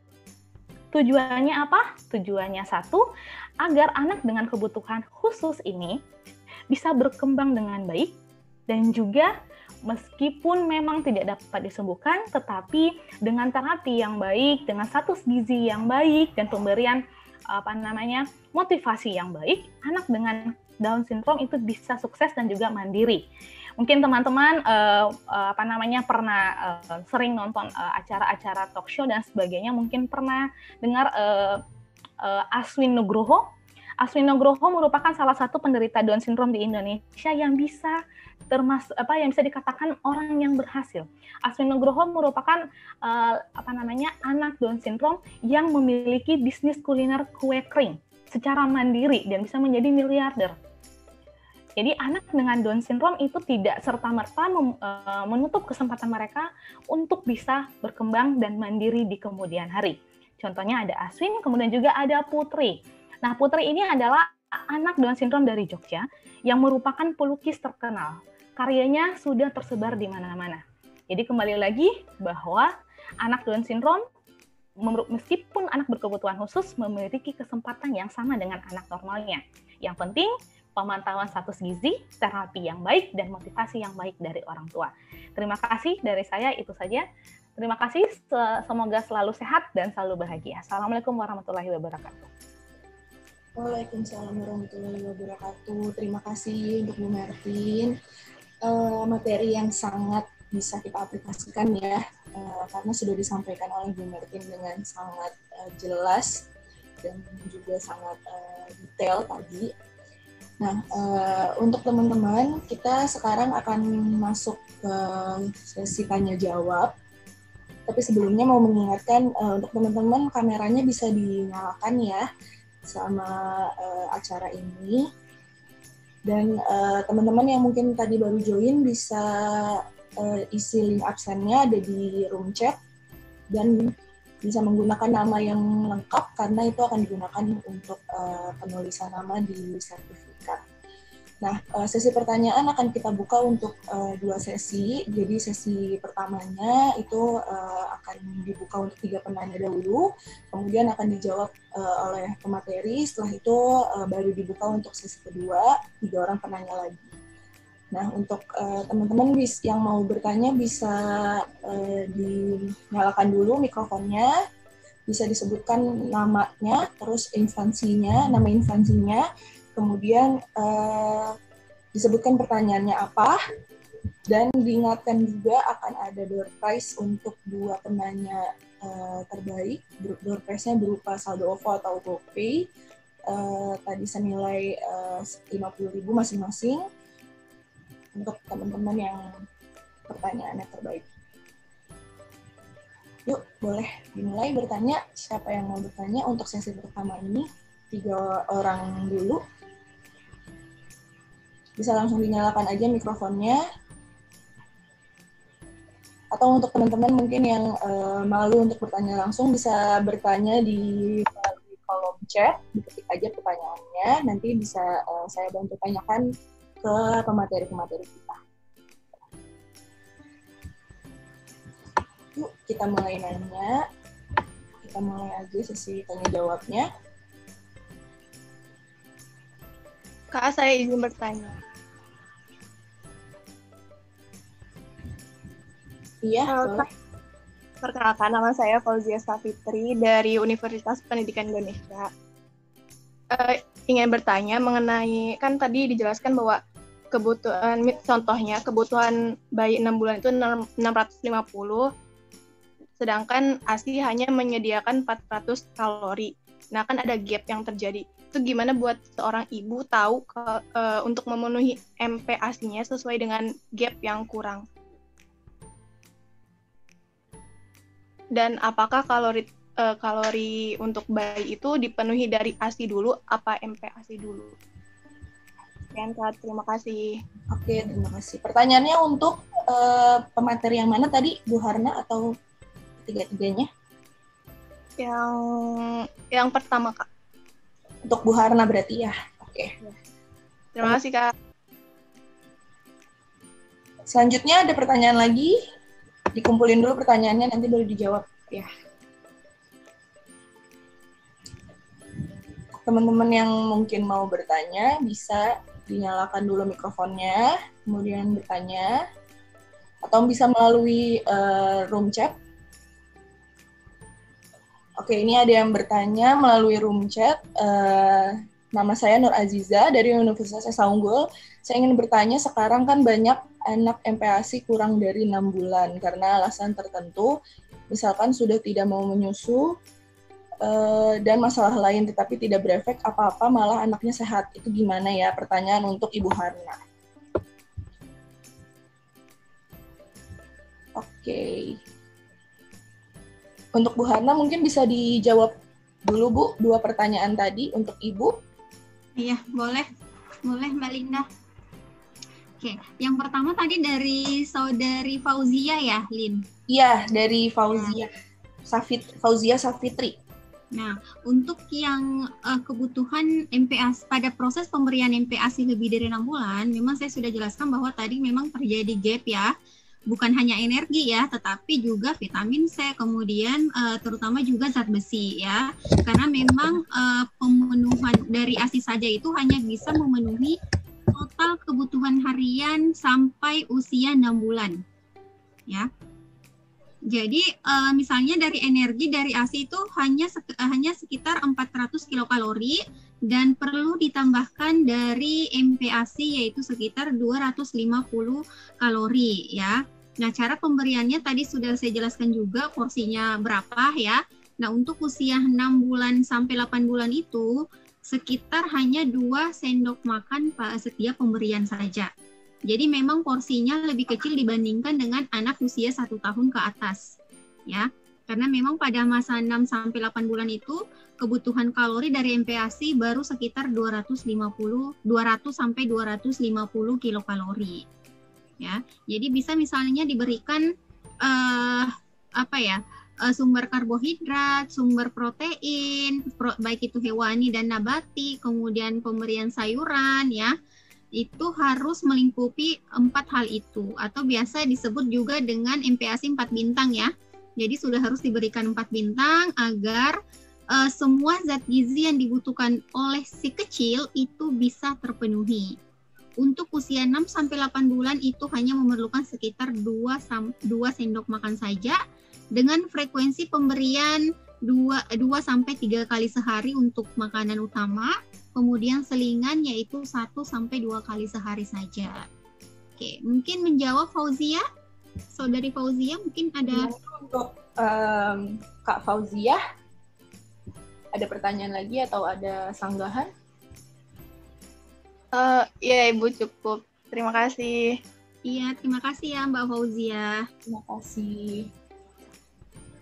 Nah, kemudian lanjut pertanyaan kedua ya, Mbak Linda ya. Nah, pertanyaan kedua ini, yang ini ya, saya ingin bertanya MPASI kurang dari 6 bulan. Oh ya, dari Saudari Nur Aziza ya, dari Aziza. Oke, pertanyaannya adalah masih banyak yang pemberian ASI-nya kurang dari 6 bulan karena alasan tertentu, tetapi tidak berefek, malah anaknya sehat ya. Nah, perlu memang digarisbawahi ya, bahwa di dalam memberikan MPASI ya, ada yang kadang dokter merekomendasikan pemberian MPASI pada saat usia 4 bulan atau bahkan 5 bulan. Kenapa? Dengan tentu alasannya dengan kondisi tertentu. Misalnya anaknya itu kekurangan dianggap sebagai status gizi kurang ya, atau selama dalam proses pemberian ASI ini memang si kecil tidak terlalu respon dalam pemberian ASI sehingga mempengaruhi status gizinya. Tentu hal ini bisa menjadi dasar di dalam pemberian MPASI dini, tetapi dengan catatan perlu pengawasan dari dokter ya. Jadi jangan memberikan MPASI dini tanpa pengawasan dari dokter atau rekomendasi dari dokter. Nah, kenapa justru tidak berefek ya? Nah, tentunya tidak berefek. Hal ini juga mungkin disebabkan karena memang kondisi si anaknya ya, kondisi si bayi. Karena pada saat pemberian MPASI dini memang dibutuhkan gitu ya. Memang dibutuhkan pemberian MPASI dini pada si kecil, si bayi tersebut karena memang kondisi tertentu misalnya ya. Misalnya tidak mau menyusui meskipun sudah misalnya diberikan ibunya sudah diberikan pijat laktasi atau sudah konsultasi menyusui, konsultasi laktasi misalnya ke konselor, tapi si anaknya belum bisa, tidak mau menyusui. Nah, tentu ini juga menjadi pertimbangan. Ya, kalau misalnya tidak menimbulkan efek ya memang karena anaknya tersebut memang membutuhkan MPASI dini, gitu aja ya. Tapi kalau misalnya tidak ada masalah apapun ya, misalnya nih anaknya sehat-sehat saja, tetapi diberikan MPASI pada usia 4 bulan ya, tentu akan beresiko yang pertama adalah mengalami obesitas, kemudian bisa diare ya. Dalam jangka panjang ya, jangka panjang itu bisa menyebabkan obesitas, jangka pendeknya produksi ASI si ibu menurun, kemudian bisa menyebabkan dehidrasi dan yang lain gitu ya. Jadi memang perlu dasar ya di dalam pemberian MPASI dini. Mungkin Aziza, udah Mbak Linda, udah terjawab apa perubahan? Untuk Nur Aziza, sudah Ibu cukup. Oke, terima kasih. Ya. Oke, kita lanjut ke satu pertanyaan terakhir ya di sesi pertama pertanyaan ini. Ini ada dari Suryani. Assalamualaikum Mbak, izin bertanya, saya Suryani dari Universitas Muhammadiyah Semarang mengenai materi MPASI untuk bayi yang belum diberi MPASI tapi mengalami diare berminggu-minggu. Itu apakah masih aman atau normal atau apakah ada kelainan? Ini untuk Bu Prita ya. Bu Prita bisa dijawab? Oke, yang mana? Suryani. Iya. Untuk bayi yang belum diberi MPASI tapi mengalami diare minggu-minggu, normal ataukah ada kelainan? Jadi mungkin di sini maksudnya adalah bayinya belum 6 bulan. Iya, belum MPASI mungkin. Belum MPASI ya, belum 6 bulan ya, tetapi sudah mengalami diare. Gitu. Nah, ini kembali ya, tadi mungkin sudah dijelaskan oleh Bu Karna, ya bahwa kondisi bayi ya, apalagi yang belum MPASI 0-6 bulan ini kan masih sangat rentan ya. Nah, kita harus tinjau dulu ya, untuk diarenya ini sebabnya kenapa gitu. Kita cari dulu penyebab masalah diarenya kenapa. Kalau kita lihat rata-rata penyebab diare itu karena memang kalau kita fokuskan ke makanan, dia belum MPASI ya, artinya untuk kontaminasi misalnya dari peralatan atau dari pada saat pengolahan itu kan belum terjadi ya. Tetapi sudah ada kebiasaan misalnya mengemut-ngemut mainan. Nah, itu yang kadang terlupa ya di situ ya. Bisa jadi diarenya disebabkan karena itu. Biasanya kan kalau bayi itu mau tumbuh gigi ya misalnya ya. Misalnya dia sudah, karena kalau anak, tergantung anaknya ya, ada yang 6 bulan itu memang sudah ada rasa gatal gitu ya, dia sudah mulai gigit-gigit mainan, sedangkan mainannya naruhnya sembarangan misalnya seperti itu ya, nggak dibersihin dulu misalnya gitu, itu bisa menjadi penyebab juga diare. Ada juga yang mungkin sudah rambat, sudah mulai belajar berangkang, bahasa Indonesia. Sudah belajar merangkak ya, nah dia mulai menemukan barang-barang yang ada sekitarnya kemudian masuk mulut gitu ya. Rata-rata sih penyebabnya karena itu, kalau kita lihat normalnya seperti itu ya. Jadi karena sudah ada kebiasaan bayi yang memang suka memasukkan benda ke dalam mulut, sehingga kita memang perlu jaga, perlu kontrol lagi ya, kira-kira barang apa atau mainannya kita lihat lagi sudah dibersihkan atau belum gitu sebenarnya untuk menghindarkan diare. Ya, tapi ada beberapa penyebab diare lain yang mungkin yang tidak disebabkan karena hal itu. Nah, itu bisa dikonsultasikan kembali kepada dokter anaknya. Jadi kalau anak ini menderita diare, kita harus tinjau dulu apa penyebabnya seperti itu. Baru kita cari tahu solusinya seperti apa. Karena beberapa anak yang menderita diare alergen ya. Nah, itu juga terkadang disertai diare gitu ya, termasuk kalau kita bicara ya, pengalaman saya dulu sih seperti itu ya. Jadi kalau anak saya alergi ya, ketika dia konsumsi misalnya susu ya misalnya yang tidak cocok gitu ya, atau misalnya saya konsumsi makanan yang tidak bisa dia terima, kemudian anak saya juga diare seperti. Jadi macam-macam penyebabnya, mungkin seperti itu Mbak Linda. Oke, baik Ibu. Ini ada pertanyaan lagi Bu, untuk Ibu dari Putri di Jakarta. Maaf saya tidak bisa menyalakan kamera dan melalui mikrofon. Saya mau bertanya, untuk materi yang kedua, bagaimana ya Bu cara mengatasinya jika anak sudah terlanjur memakan makanan yang mengandung gluten? Dan apakah efeknya bisa sampai parah? Terima kasih. Bisa dijawab? Masih atas pertanyaannya. Nah, ini tadi sebetulnya kan sudah dijelaskan ya, bahwa gluten ini memang seharusnya kita hindari pada anak yang menderita Down syndrome, karena kaitannya tadi yang sudah disampaikan oleh Bu Martin, ada yang namanya celiac disease atau penyakit celiak ya. Jadinya biasanya khususnya untuk anak yang 18 sampai 24 bulan yang memang saluran cernanya sudah berkembang dengan baik ya, ini tidak bermasalah ya. Tapi kalau yang di bawah 18 bulan yang saluran pencernaannya masih rentan, nah ini yang memang perlu mendapat perhatian lebih gitu ya. Jadi kalau bisa memang dibatasi tadi ya, yang kita garis bawahi untuk celiac disease. Celiac disease ini apa? Celiac disease ini adalah penyakit autoimun ya, biasanya terjadi karena konsumsi gluten. Ya, jadi pada penyakit celiac ini sistem kekebalan tubuh tadi akan memberikan reaksi ya setelah konsumsi gluten ya, kekebalan tubuh ini akan memberikan isyarat ya untuk menolak gluten tadi ya. Nah, efeknya bisa merusak lapisan usus halus dan bisa menghambat penyerapan nutrisi atau malabsorpsi nutrisi ya. Sehingga biasanya gejalanya ada diare, ada lemas tadi ya, atau anemia. Itu efeknya ketika memang sudah terkonsumsi seperti itu ya. Jadi bisa tanda-tandanya bisa diare, tadi bisa lemas, bisa anemia. Nah, kita garis bawahi lagi. Nah, ada diare lagi ya.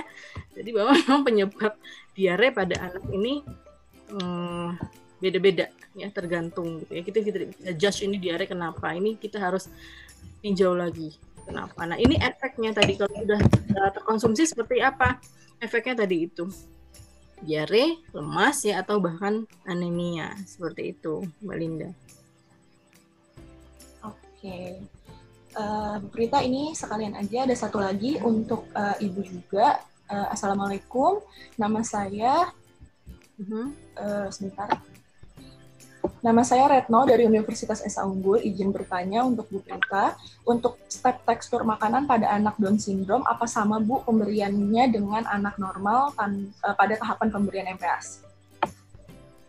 Oke, terima kasih pertanyaannya. Nah, untuk tekstur ya, kita lihat kalau pertanyaannya mengenai tekstur, itu sama dengan yang basic anak normal yang tadi ya, bayi balita ya, yang sudah dijelaskan oleh Bu Harna ya, bahwa saring dulu ya, sebelum usia 9 bulan, kemudian 9-12 bulan dicincang, kemudian lebih dari 12 bulan bisa pelan-pelan diperkenalkan tekstur seperti orang dewasa, seperti itu ya, hanya tadi pembatasan makanan khusus yang sudah disebutkan apa yang perlu dihindari itu aja yang perlu ditekankan di situ. Tapi kalau untuk tekstur kita bisa ambil panduan yang tadi dari WHO.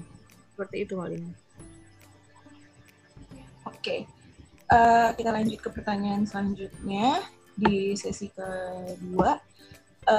Saya Anin dari Universitas Esa Unggul, izin bertanya, kalau penilaian status gizi anak Down syndrome, apakah bisa pakai KMS yang biasa atau bagaimana? Ini pertanyaannya untuk Bu Mertin ya. Oke, terima kasih Linda. Oh ya, terima kasih untuk pertanyaannya Anin terkait mengenai penilaian status gizi. Nah, penilaian status gizi pada anak dengan Down syndrome memang masih bisa menggunakan KMS yang biasa, tetapi beberapa penelitian sebelumnya menunjukkan bahwa grafik pertumbuhan pada anak dewasa itu kurang sensitif dengan masalah yang dihadapi oleh anak dengan Down syndrome. Sehingga lebih direkomendasikan menggunakan kurva yang khusus untuk anak Down syndrome untuk usia di bawah 10 tahun. Nah, untuk usia di atas 10 tahun sampai 20 tahun tetap direkomendasikan, penelitian tahun 2016 menunjukkan bahwa menggunakan kurva BMI menurut umur itu memang lebih sensitif ketika kita menggunakan kurva BMI menurut umur usia di bawah 20 tahun sesuai dengan orang normal. Jadi untuk usia di bawah 10 tahun menggunakan grafik khusus lebih sensitif, tetapi pada usia di atas 10 tahun sudah bisa digunakan menggunakan grafik pertumbuhan anak normal pada biasanya. Gitu. Seperti itu ya, Linda ya. Oke. Ya, makanya tambahan juga, makanya pada buklet saya yang saya tampilkan atau saya tautkan adalah grafik pertumbuhan anak normal untuk usia 2-20 tahun. Terima kasih. Oke. Baik, ini ada pertanyaan lagi. Ini jadi pertanyaan terakhir ya untuk sesi pertanyaan yang kedua ini juga. Ini dari Saniatin Nahla dari Universitas Negeri Semarang. Izin bertanya kepada pemateri kedua, apabila sudah maksimal dalam pemenuhan nutrisi, apakah akan membantu perkembangan otak pada anak dan meningkatkan tingkat kecerdasannya? Kemudian bagaimana solusinya apabila anak yang mengalami Down syndrome mengalami susah makan makanan yang sehat, misalnya buah dan sayur? Ini untuk Bu Prita, bisa dijawab? Oke, terima kasih pertanyaannya. Oke, pertanyaannya adalah apakah sudah maksimal dalam pemenuhan nutrisi ya? Apabila sudah maksimal dalam pemenuhan nutrisi, apakah akan membantu perkembangan otak pada anak dan meningkatkan tingkat kecerdasannya gitu ya. Tadi untuk beberapa contoh penanganan yang baik pada anak Down syndrome akan menghasilkan kualitas anak juga yang baik. Tadi kan sudah dijelaskan ya oleh Bu Mertin bahwa ada anak Down syndrome yang bisa sukses. Ya, ada yang jadi pelukis tadi ya, ada yang jadi satu lagi yang dijelaskan oleh Bu Mertin ya. Itu baru 2 contohnya ya. Saya juga pernah mengalami langsung ya, ada masih SMA waktu itu ya, anak Down syndrome-nya dia menjadi juara matematika. Ya. Nah, itu dia. Kalau penanganannya baik, tadi penanganan apa saja?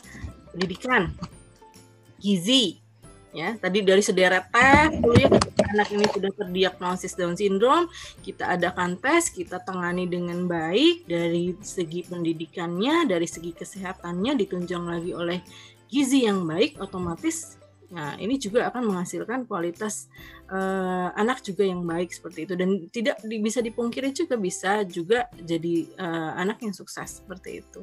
Jadi memang harus sejak dini pemenuhannya ya tadi ya. Jadi tetap kita landasannya tetap ke pengaturan makan yang tadi dijelaskan Bu Harna, bahwa untuk anak bayi balita ini kita fokuskan tadi untuk pertumbuhan apa aja, zat gizi makro ya, protein, lemak ya, karbohidrat, ditunjang lagi tadi oleh tambahan vitamin mineral ya untuk penunjang pertumbuhan perkembangan, untuk meningkatkan daya tahan tubuh apalagi di kondisi seperti sekarang ini ya, vitamin dan buah-buahan sebagai sumber utama ya. Jadi kita bisa optimalkan kesehatannya dari situ.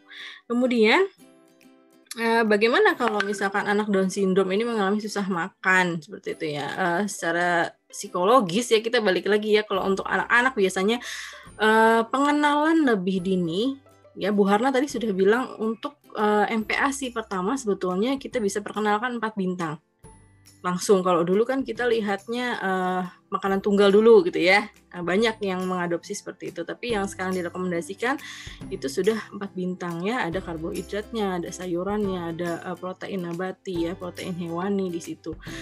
Efek yang diperoleh pengalaman pribadi ketika kita memperkenalkan sayuran dan buah lebih dini akan lebih mudah memperkenalkannya ketika di usia kedepannya selanjutnya.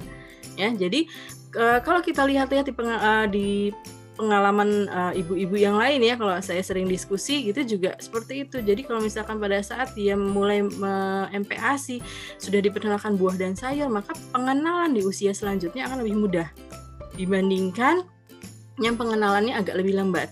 Karena tadi ya mulai beradaptasi dalam pengenalan rasa, diobservasi rasanya ya, kemudian dia bisa beradaptasi, pengenalannya lebih cepat seperti itu. Tapi kalau misalkan tadi sudah tidak mau makan sayur dan buah, seperti apa? Kembali lagi ya, kreasi ibu-ibu ya. Ini ibu-ibu sepertinya PR-nya banyak ya. Jadi bagaimana kita mengkreasikan sayuran dan buah-buahan ini menjadi satu hidangan yang memang anak nih suka gitu ya. Kemarin Bu Mertin juga pernah membuat cake dari sayuran ya. Jadi sayurannya udah nggak berbentuk sayuran lagi ya, dan tidak selalu sayuran ini dibuat menjadi bentuk lauk atau pendamping nasi, bisa juga dibuat menjadi bentuk snack seperti itu ya. Jadi tidak lagi sekarang sudut pandang kita ini snack itu harus buah-buahan, bisa aja sayuran. Ya, jadi seperti itu ya, bagaimana kita mengkreasikannya saja. Atau enggak ada makanan favoritnya apa? Ya, bisa diselipkan sayuran dan buah-buahan ke dalam makanan favoritnya ya. Pengenalan porsi kecil dulu itu akan lebih mudah ya, untuk mengenali untuk beradaptasi si anak ya terhadap sayuran dan buah-buahan. Nanti kalau misalkan sudah suka, porsinya bisa kita tingkatin lagi seperti itu. Ya, mungkin itu bisa membantu Mbak Linda. Oke, baik Ibu Prita. Untuk Bu Mertin mungkin mau menambahkan?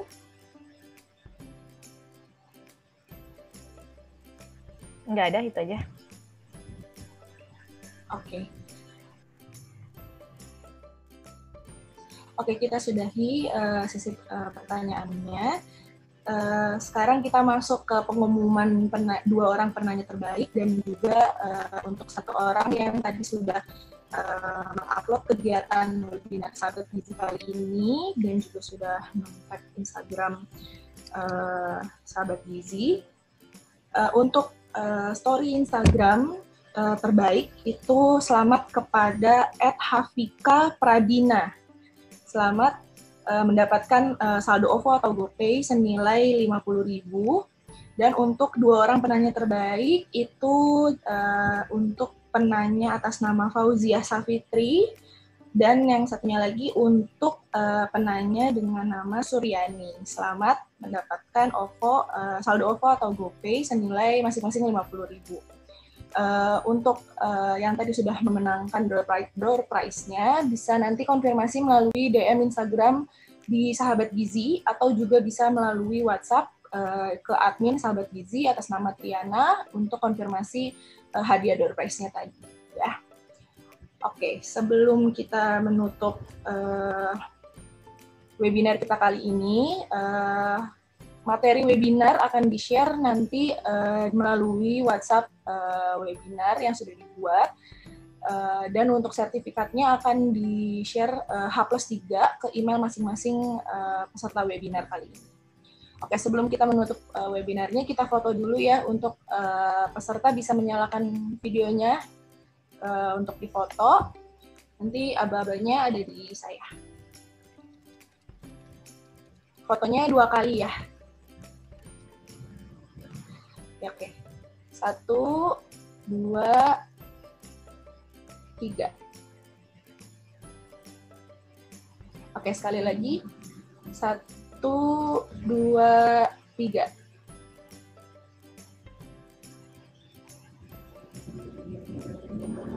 Oke, sudah, admin? Oke. Terima kasih untuk semua yang sudah mengikuti webinar kali ini. Kita sekarang sudah tiba di akhir acara. Saya ucapkan terima kasih untuk seluruh peserta yang telah mengikuti acara ini sampai dengan selesai.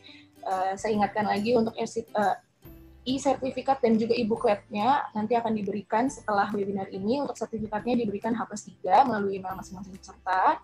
Saya juga selaku moderator memohon maaf apabila selama acara webinar ini berlangsung, saya selaku moderator terdapat kesalahan kata atau perilaku. Sampai jumpa di acara Sahabat Gizi, Inspirasi Gizi Keluarga lainnya. Saya tutup webinar ini. Wassalamualaikum warahmatullahi wabarakatuh. Waalaikumsalam. Waalaikumsalam warahmatullahi wabarakatuh. Terima kasih, Kak.